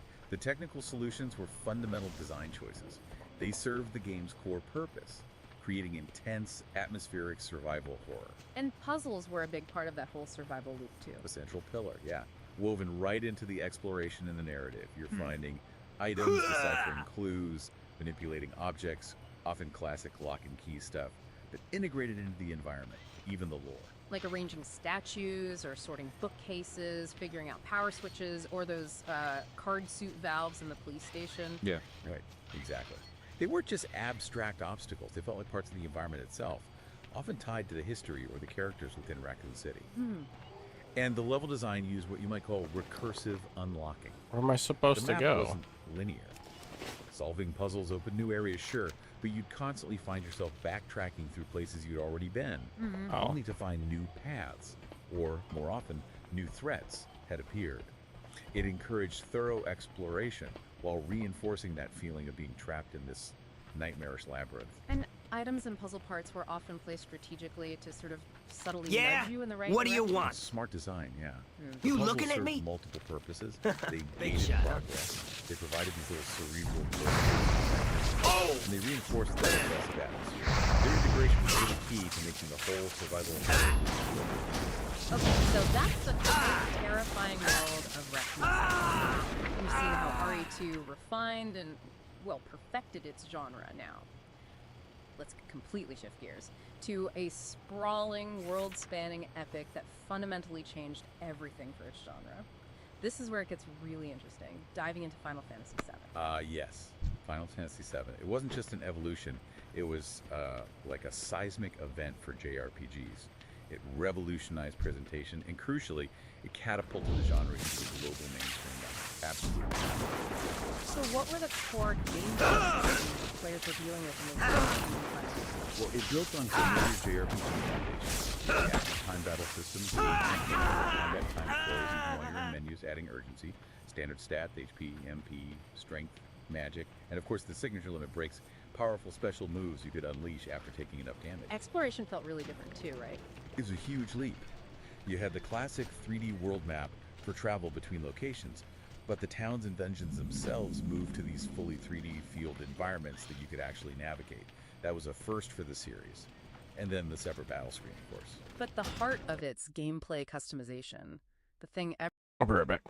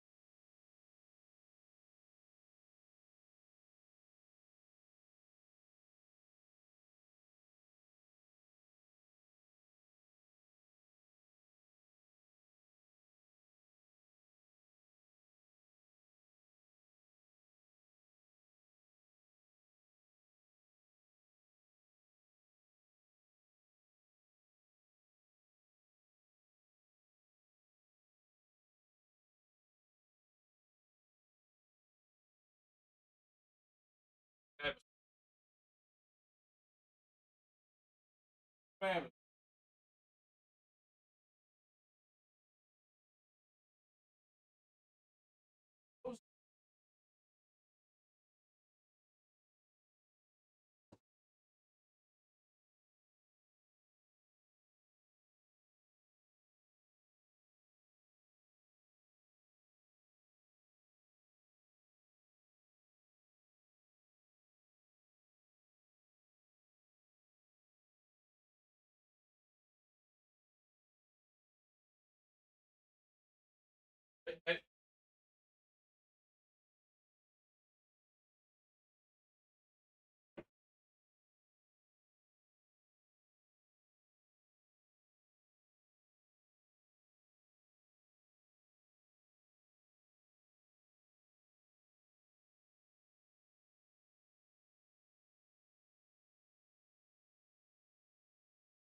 everyone remembers.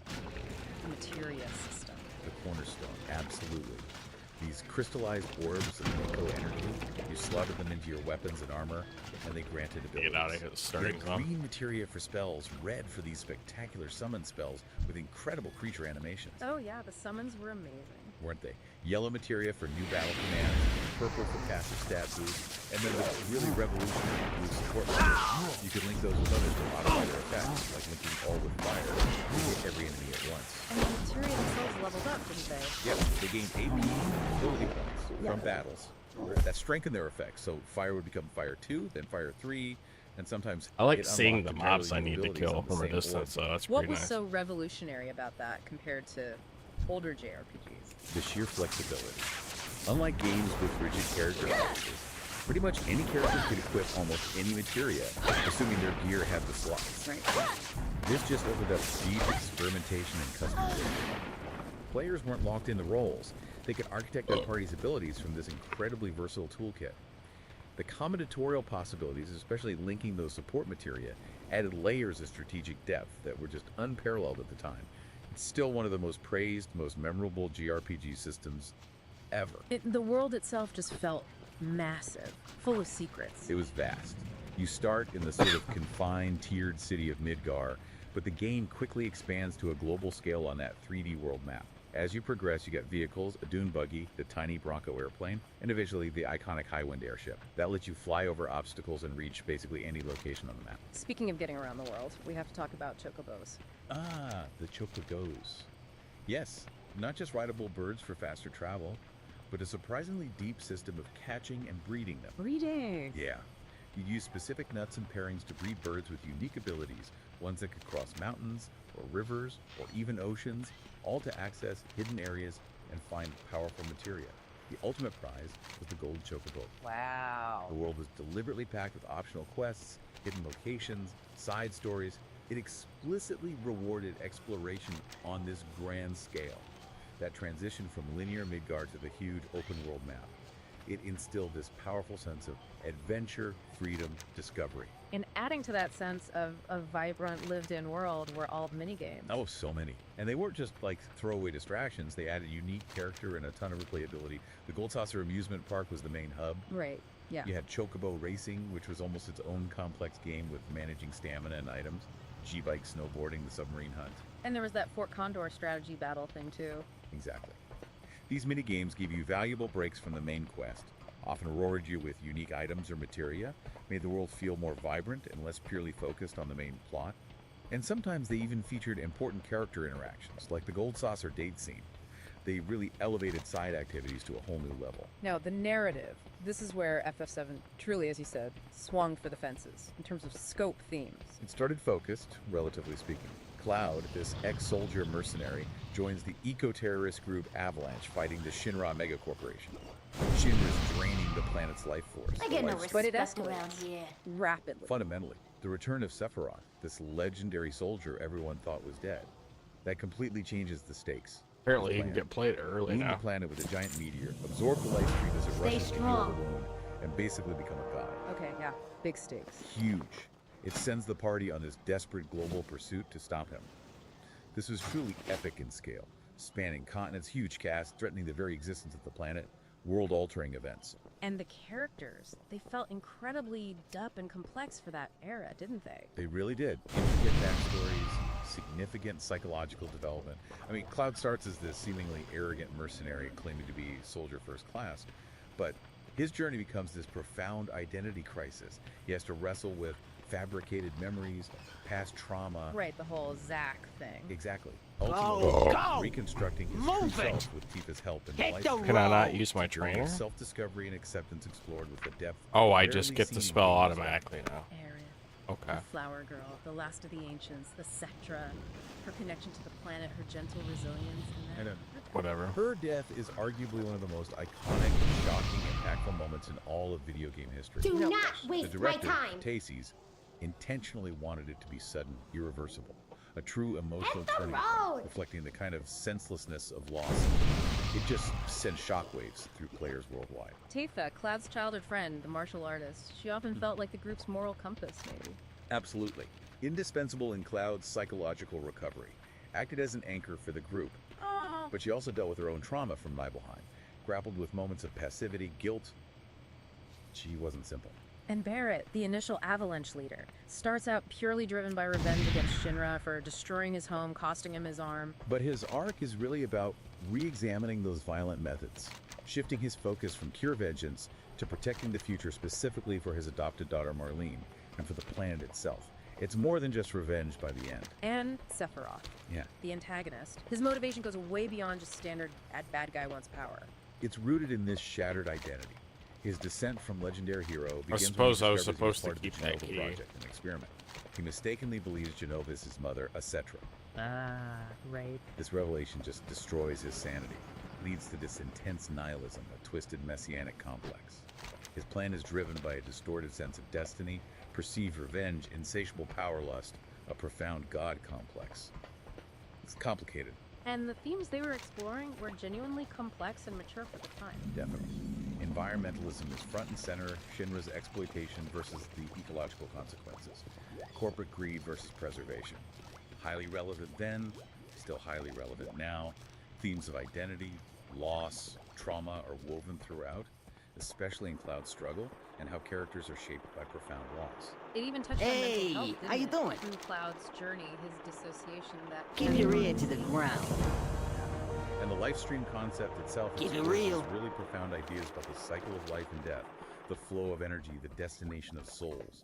While there's a fundamental good versus evil framework, it's often presented with surprising nuance. Acceptance, especially for Cloud, is a crucial recurring theme, accepting his past, his true nature, his flaws. That narrative ambition was just groundbreaking, weaving such deep character psychology with these grand, world-ending themes, aiming for such intense emotional engagement. I mean, killing Aerith was audacious. It changed expectations forever. It really elevated JRPG storytelling on a global stage. Technically, FF7 was just a spectacle. It defined the PlayStation era for so many people. Its defining feature, the extensive, high-quality CGI, full-motion videos, FMVs. We're talking, what, nearly an hour of cinematic CGI cutscenes? That was unheard of back then. Revolutionary, and integrated pretty seamlessly for story moments, showcasing spectacular Don't waste events, my time. characters, summons in ways static sprites or even early On 3D your models way. just couldn't. The visual spectacle was unprecedented. This was largely enabled by the move to CD-ROM, which offered massive storage compared to cartridges, specifically to house these FMVs. Though, yeah, CD-ROM brought challenges like slower loading times. Graphics-wise, like RE2, Don't waste my used time. pre-rendered backgrounds for the detailed field environments, right? But maybe with more dynamic cameras sometimes. Exactly. And the world map and battles were rendered in full 3D. They specifically chose polygonal character models, believing they could convey emotion better, influenced by some early 3D games. You had those more simplistic, super deformed chibi models in the field environments, technically easier to animate, express basic emotions, contrasting with the more detailed, realistic models used for dynamic action in the battles. And Nobuo Uematsu's score, I mean, it's legendary for a reason. Absolutely. Given the lack of voice acting outside of maybe a few FMV grunts and those simpler field models, Uematsu's music carried immense responsibility, conveying motion, setting atmosphere, defining character personality. His use of leitmotifs, those recurring themes, felt particularly impactful. Precisely. Recurring themes for characters, places, concepts like Sephiroth's sound iconic sucks. theme that evolved, underscored the emotional and narrative shifts throughout the entire game. Interestingly, while he initially wanted CD quality audio, they opted for synthesized tracks to minimize loading times. But even synthesized, the score evoked such powerful emotions. It's instantly recognizable worldwide. And the overall presentation, the art design, was a huge aesthetic departure for Final Fantasy, wasn't it? Moving towards that modern sci-fi, almost diesel punk feel. A very deliberate choice. Yeah. The art director, Yusuke Naora, character designer Tetsuya Nomura, Yeah. they were instrumental in creating this distinct look. Those striking locations, the tiered city of Midgar, the glittering gold saucer, traditional Wutai, created this amazing sense of scale and imagination. So the technical undertaking wasn't just about looking pretty, it was really about realizing this grand vision. It was a watershed moment, truly. Leveraging the PS1 CD-ROM for massive CGI, expansive 3D worlds, it was a quantum leap from the 16-bit era. That visual spectacle, combined with Uematsu's score and the detailed pre-rendered environments, created an immersive cinematic experience that just set a new benchmark. It fundamentally changed expectations for JRPGs, especially in the West. key factor in its massive success. So, okay. We have these two monumental games from that era, both achieving greatness, but through really different means now. We get to the big challenge. The day we set after for us in Thanksgiving? resources. Right, the head-to-head comparison. We've looked at each game individually, explored their facets based on your sort. I don't know. You know better than to ask me that. We ain't gonna be off work at 9 p.m. Doesn't mean I won't work the next day. And I'm not going anywhere at 9 p.m. if I work the next day. You know better than to even think to ask me. Then I will Decline my invitation. Sources. Now it's time to weigh them against each other. Using the context you provided, like those at-a-glance. I don't call off or take days off or anything. Unless take my daughter to the fair. Resident Evil 2, it's a prime example of perfecting a formula. It refined survival.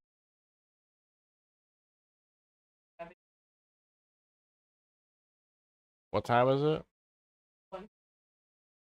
What day? Saturday off. I don't know if I work or not, so no. I'm not taking days off. I don't even know why you're coming in here with this shit. You already know.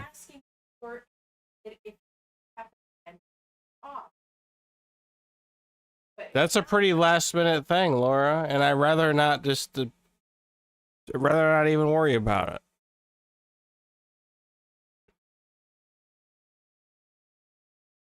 Like, I've been doing this for 2 years now, and you still haven't wrapped your head around the fact that I have no set schedule, and I won't until, you know. Smart mouth, huh? You done bothering me? Yeah. Cool. I mean, if I was off, yeah, I'd probably go. Stay strong, pal. Go, go! 7:30 at this morning at Park. PM? Or 8:30. Probably not. What day of the week? 8. What day of the week?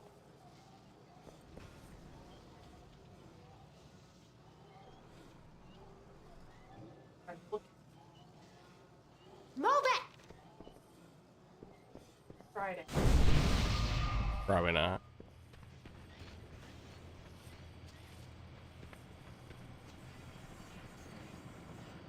Hey, that's too far away. I need to get close. What? On your way. Oh, makes sense! Quickly, quickly.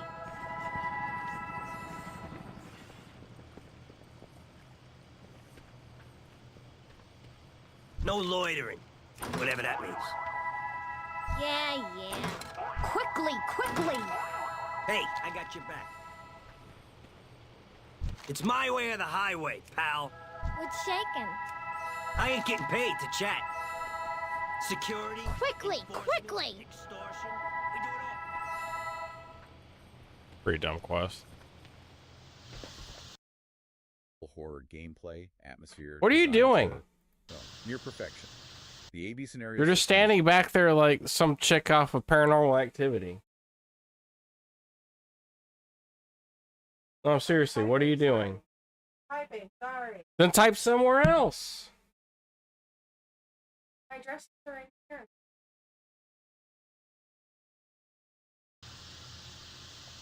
Fuck, man.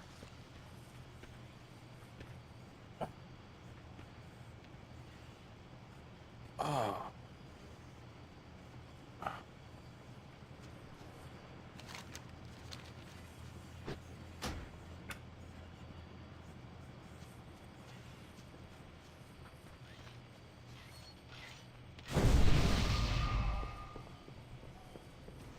Smart mouth, huh?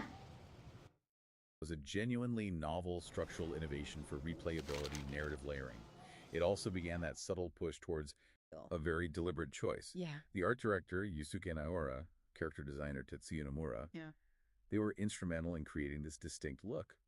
Those striking locations, the tiered city of Midgar, the glittering gold saucer, traditional Wutai, created this amazing sense of scale and imagination. So the technical undertaking wasn't You ever just need about anything, looking pretty, you it know was where. really about realizing this grand vision. It was a watershed moment, truly. Leveraging the PS1 CD-ROM for massive CGI, expansive 3D worlds, It was a 16-bit era.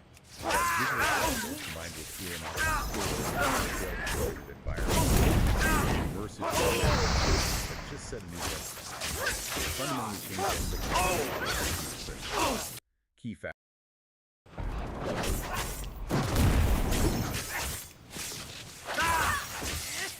I like how I'm just taking damage from level 3s and I'm not even dying.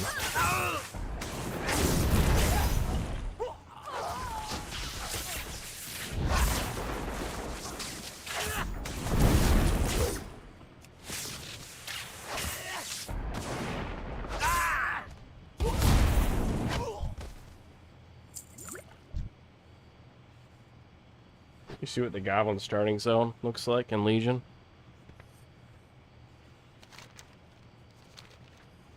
Fucking crazy. That's right, I'm a goblin. I'm not a knob goblin either.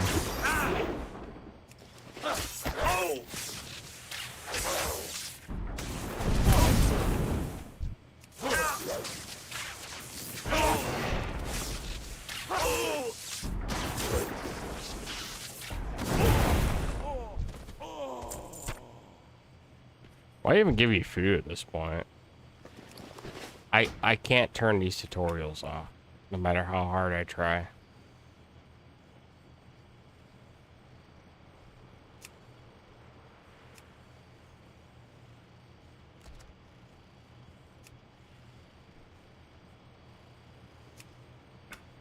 Maybe that's the thing that I needed to get rid of. I don't know. Factor in its striking locations, the tiered city of Midgar, the glittering gold saucer, traditional Wutai, created this amazing sense of scale and imagination. So the technical undertaking wasn't just about looking pretty, it was really about realizing this grand vision. It was a watershed moment, truly. Leveraging the PS1 CD-ROM for massive CGI, expansive 3D worlds, it was a quantum leap from the 16-bit era. That visual spectacle, combined with the score and the detailed environment, created an immersive cinematic experience that just set a new benchmark. It fundamentally changed expectations for JRPGs, especially out west. Key factor in that. So, okay, we have these two monumental games from that era, both achieving greatness, but through really different means now. We get to the big challenge you set for us in your sources. Right, the head-to-head comparison. We've looked at each game individually, explored their facets based on your sources. Now it's time to weigh them against each other. Using the context you provided, like those at-a-glance figure sales, scores which give us a bit of a quantitative sense of their impact. Okay, let's start with innovation. Resident Evil 2 is a prime example of how effective it is. It refined survival horror gameplay, atmosphere, designed to near perfection. The AV scenario system was a genuinely novel structural innovation for replayability and narrative layering. It also began that subtle push towards maybe integrating more action elements into the genre. Final Fantasy VII, on the other hand, felt more like Revolution. Completely different approach, yeah. FF7 was about revolutionizing presentation with that extensive CGI, broadening appeal, introducing massive systemic depth with the materia system that broke free from rigid class structures. But its most significant innovation was maybe less internal, more external. It catapulted the JRPG genre to the global mainstream. It became a genuine system seller for the PlayStation.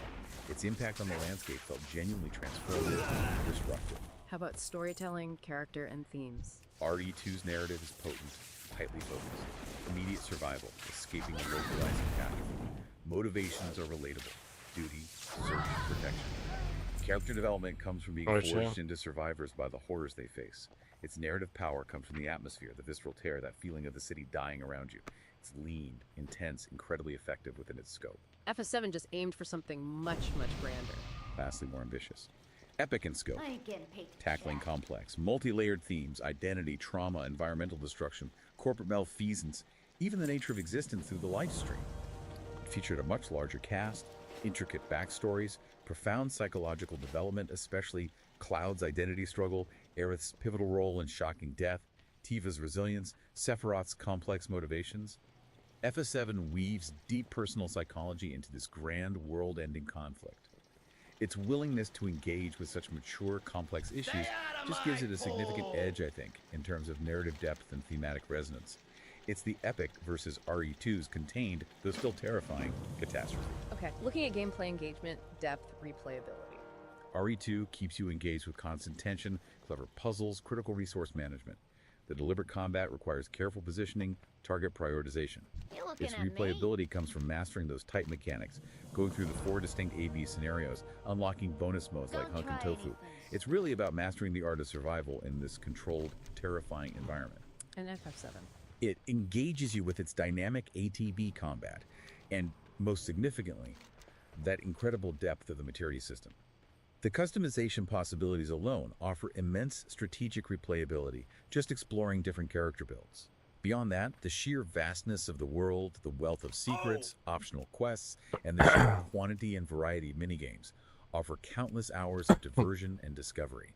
The systemic depth, from intricate materia combos to challenging super bosses, provides this enduring strategic engagement. FF7 just offers a broader range of content and systemic depth compared to RE2's focused replayability on perfecting its core loop. Technically and artistically, they both push the PlayStation hard, but in different ways. Exactly. RE2 was a master of using the PS1's strengths, and maybe its limitations, to its advantage. Pre-rendered backgrounds provided detail, atmosphere within a contained environment. Fixed cameras were a powerful tool to enhance horror. Sound design was absolutely critical to that. Apparently I don't have mana. Maximized atmosphere within its specific design space. FF7 felt more like it was almost brute forcing a cinematic vision onto the hardware.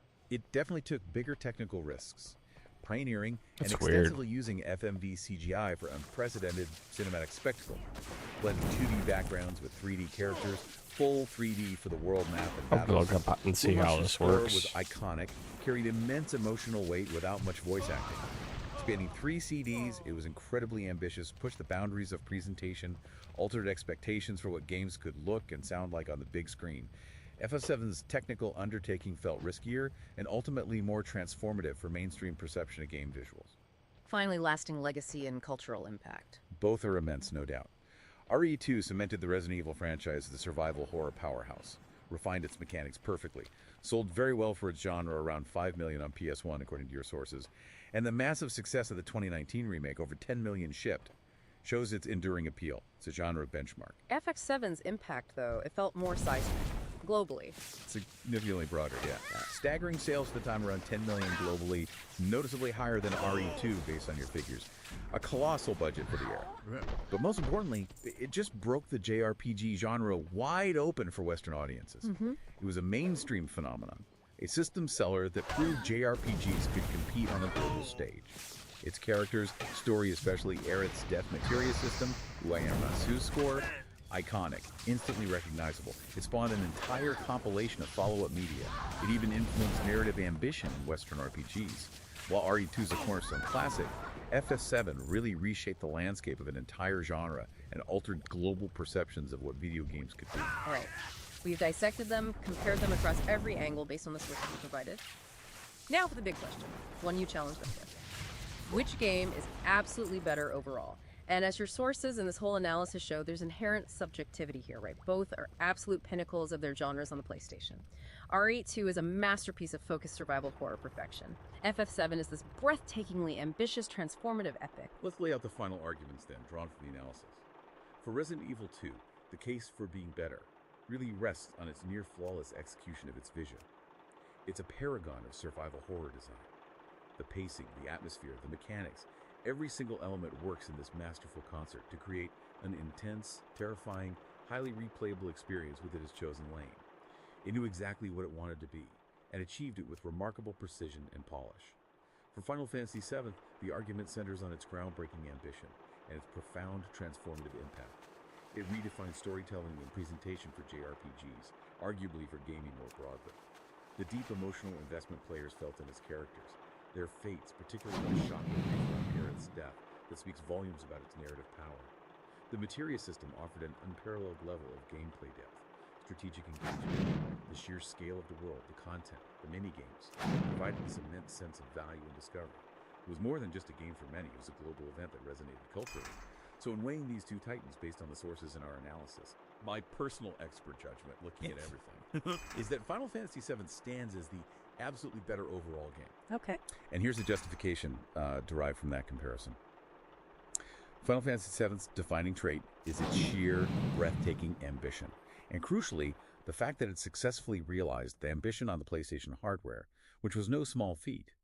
It's I disagree. I played both games and I love both games.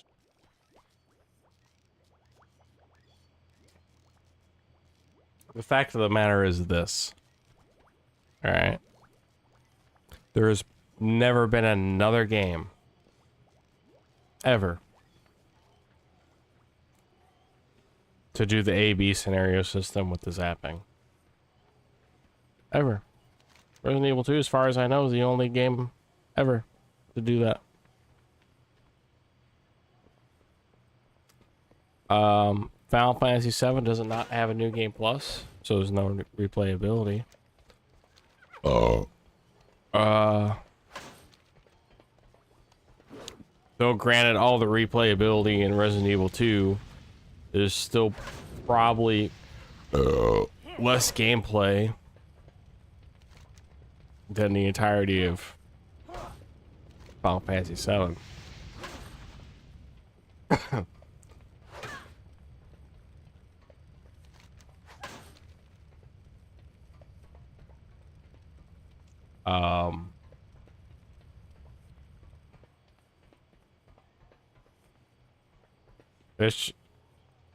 It's like I get the inkling to play Final Fantasy VII, you know, again, right? Sometimes, but then I don't because the game is so long. And here's where being shorter comes into play as a good thing. I get the inkling to replay RE2 all the time. All the time. Like, for me, my desire to replay RE2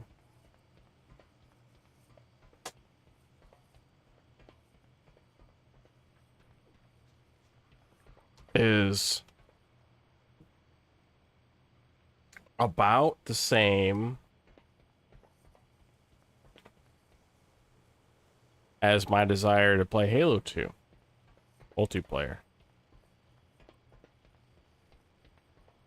Because I could play through A and B in one day. Now, here's the thing. What game is like, if you're a veteran Resident Evil 2 player and you know how to play the game, it's so easy. It's not even hard. Like, the whole idea of survival mechanics, it's not even. You already know you're gonna run past zombies in this room. There's no point in shooting them. You already know you're gonna run past the liquor here. You already know you're gonna run past the dogs in this room because they, you know, it takes forever for them to actually wind up and attack you. You already know you're gonna do all this shit. And you already know when you get to the final boss, you're gonna have 6 first aid sprays, 3 mixed herbs, and the custom magnum, and you're just gonna sit there and you're gonna tank them. Because you can. You're not gonna move around, you're not gonna rail and kick and scream, you're just gonna tank them and you're gonna shoot them. Because you already know that you saved up the whole game for this one moment. However, if you played the game for the very first time, it is difficult. It does feel like, man, I don't know when I'm gonna get my next thing. Do I really wanna? It's very difficult. Now with Final Fantasy VII,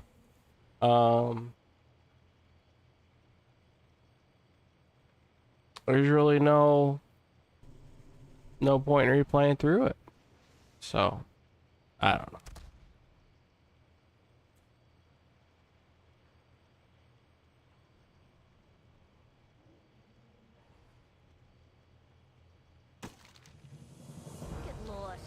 Ooh, I got another bag.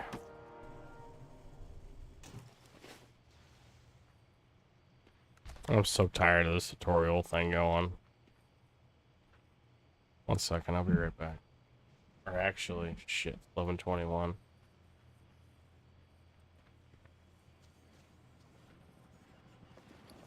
It is taking so long to hit level 10. Doing this shit.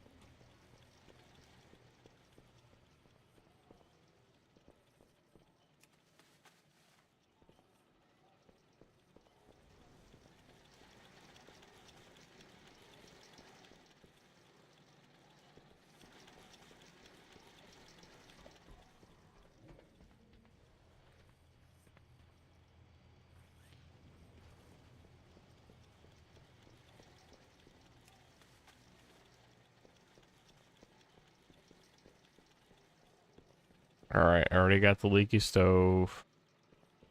And there is one other thing. Drop a cigar on a flammable bed. It's probably upstairs.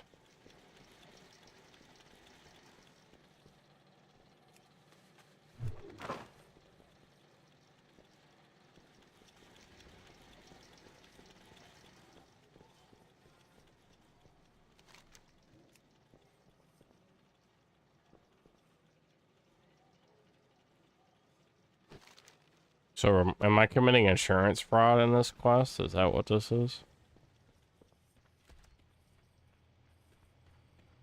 Makes sense.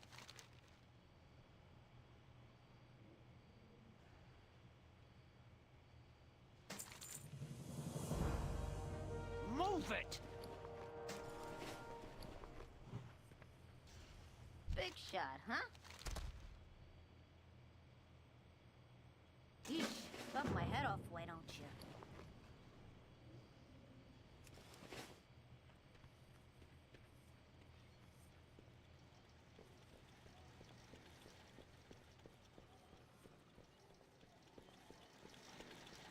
Who let you in here? Well, no matter. What do you want?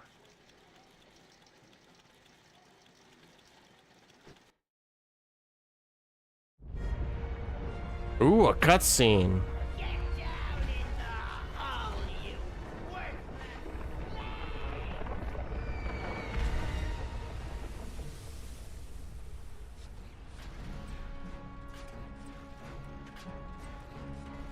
This is all your fault. We were supposed to have these stupid slaves to Kalimdor days ago. I'm not taking the fall for this one. You're the one who got us lost. What does it matter? Gallywix is gonna have both our heads. Shh. Did you hear that?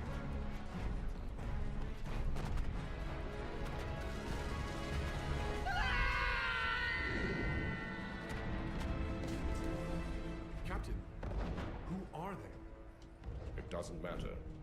Our orders are to capture the Horde target at all costs. No witnesses. That's how goblins became Horde.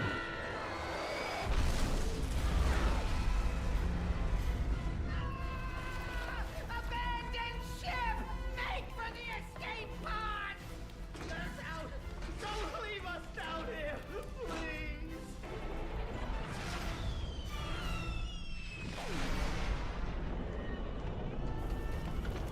Don't leave us! Come back! No!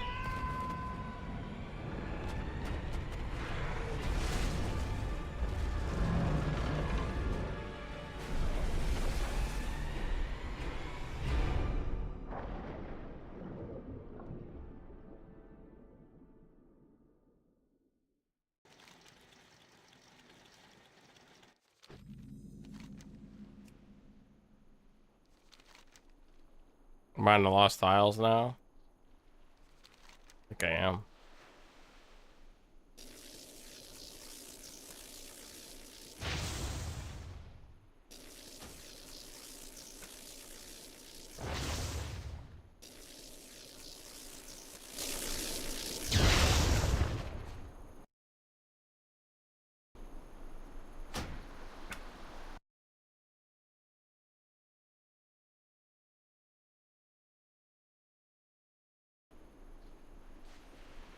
What's shaking? Catch you on the flip side. What? Alright, home skillet. Careful out there.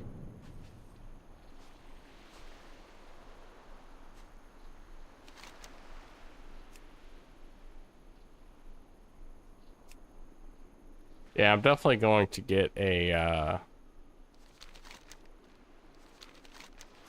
definitely gonna do the skip starting zone thing next time I get Goblin or Worgen.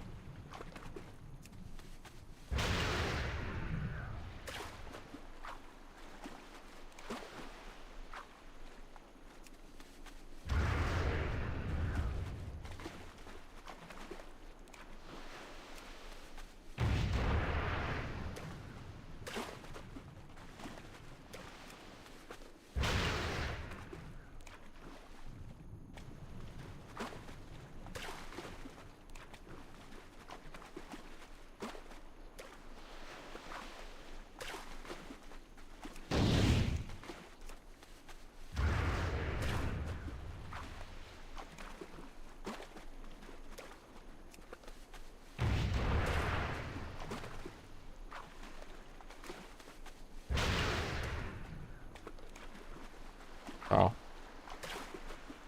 I guess I'm done.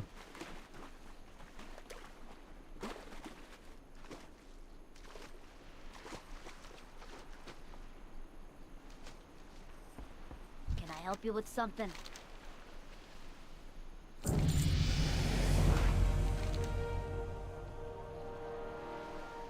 Stay strong.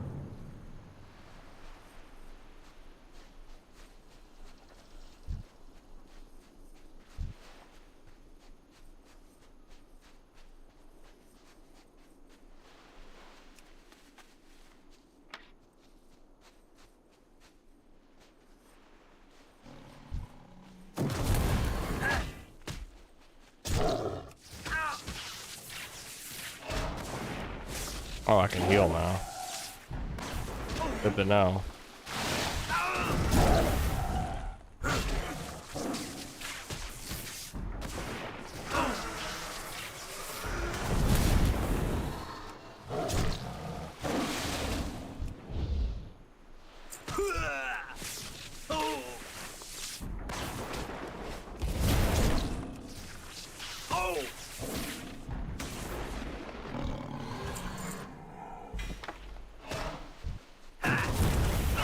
Good grief.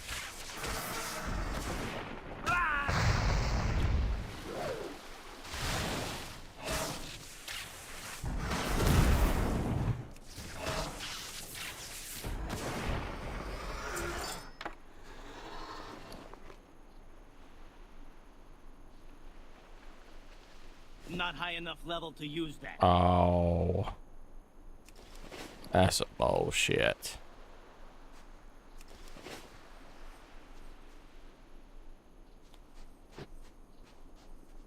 I'm gonna try to do this quest and then I'll probably get off for the night.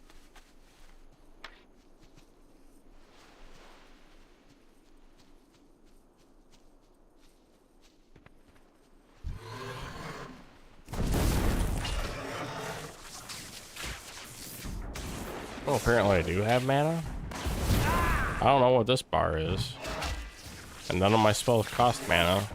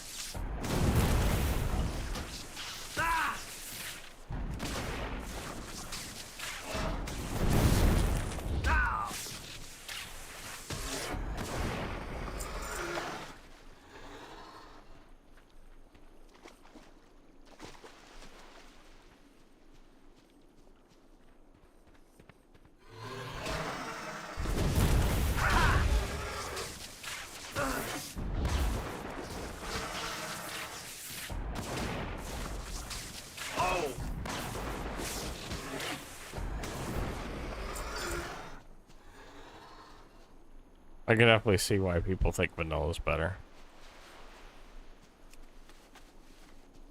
It's not hard to believe.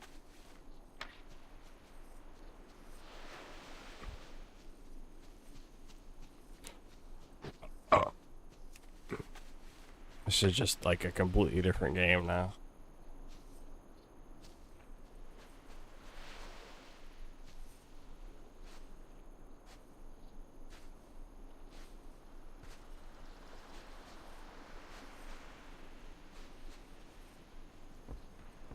Yeah? What do you want? You ever need anything? You know where.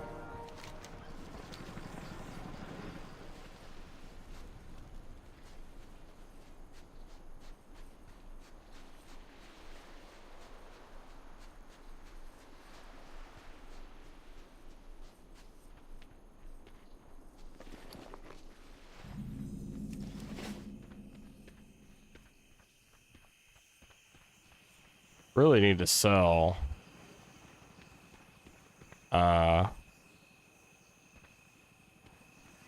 this item that I have. Don't waste my time.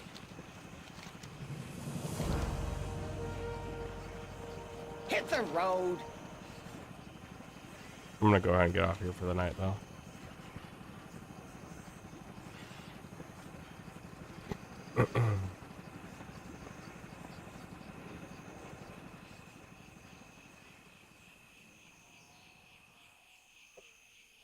Out of curiosity.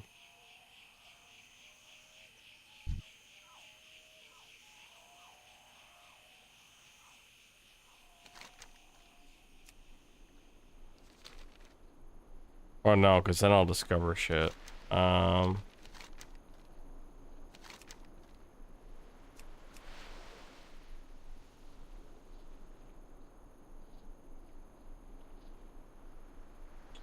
I'm pretty sure the Broken Isles is new. This is from Kata.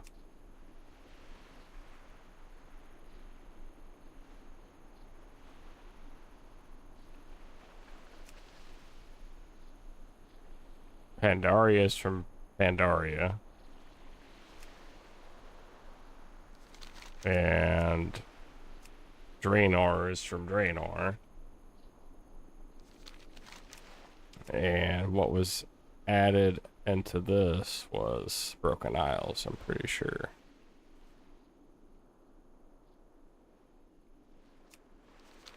So.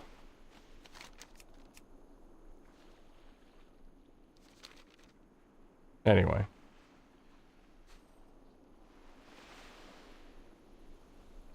Oh!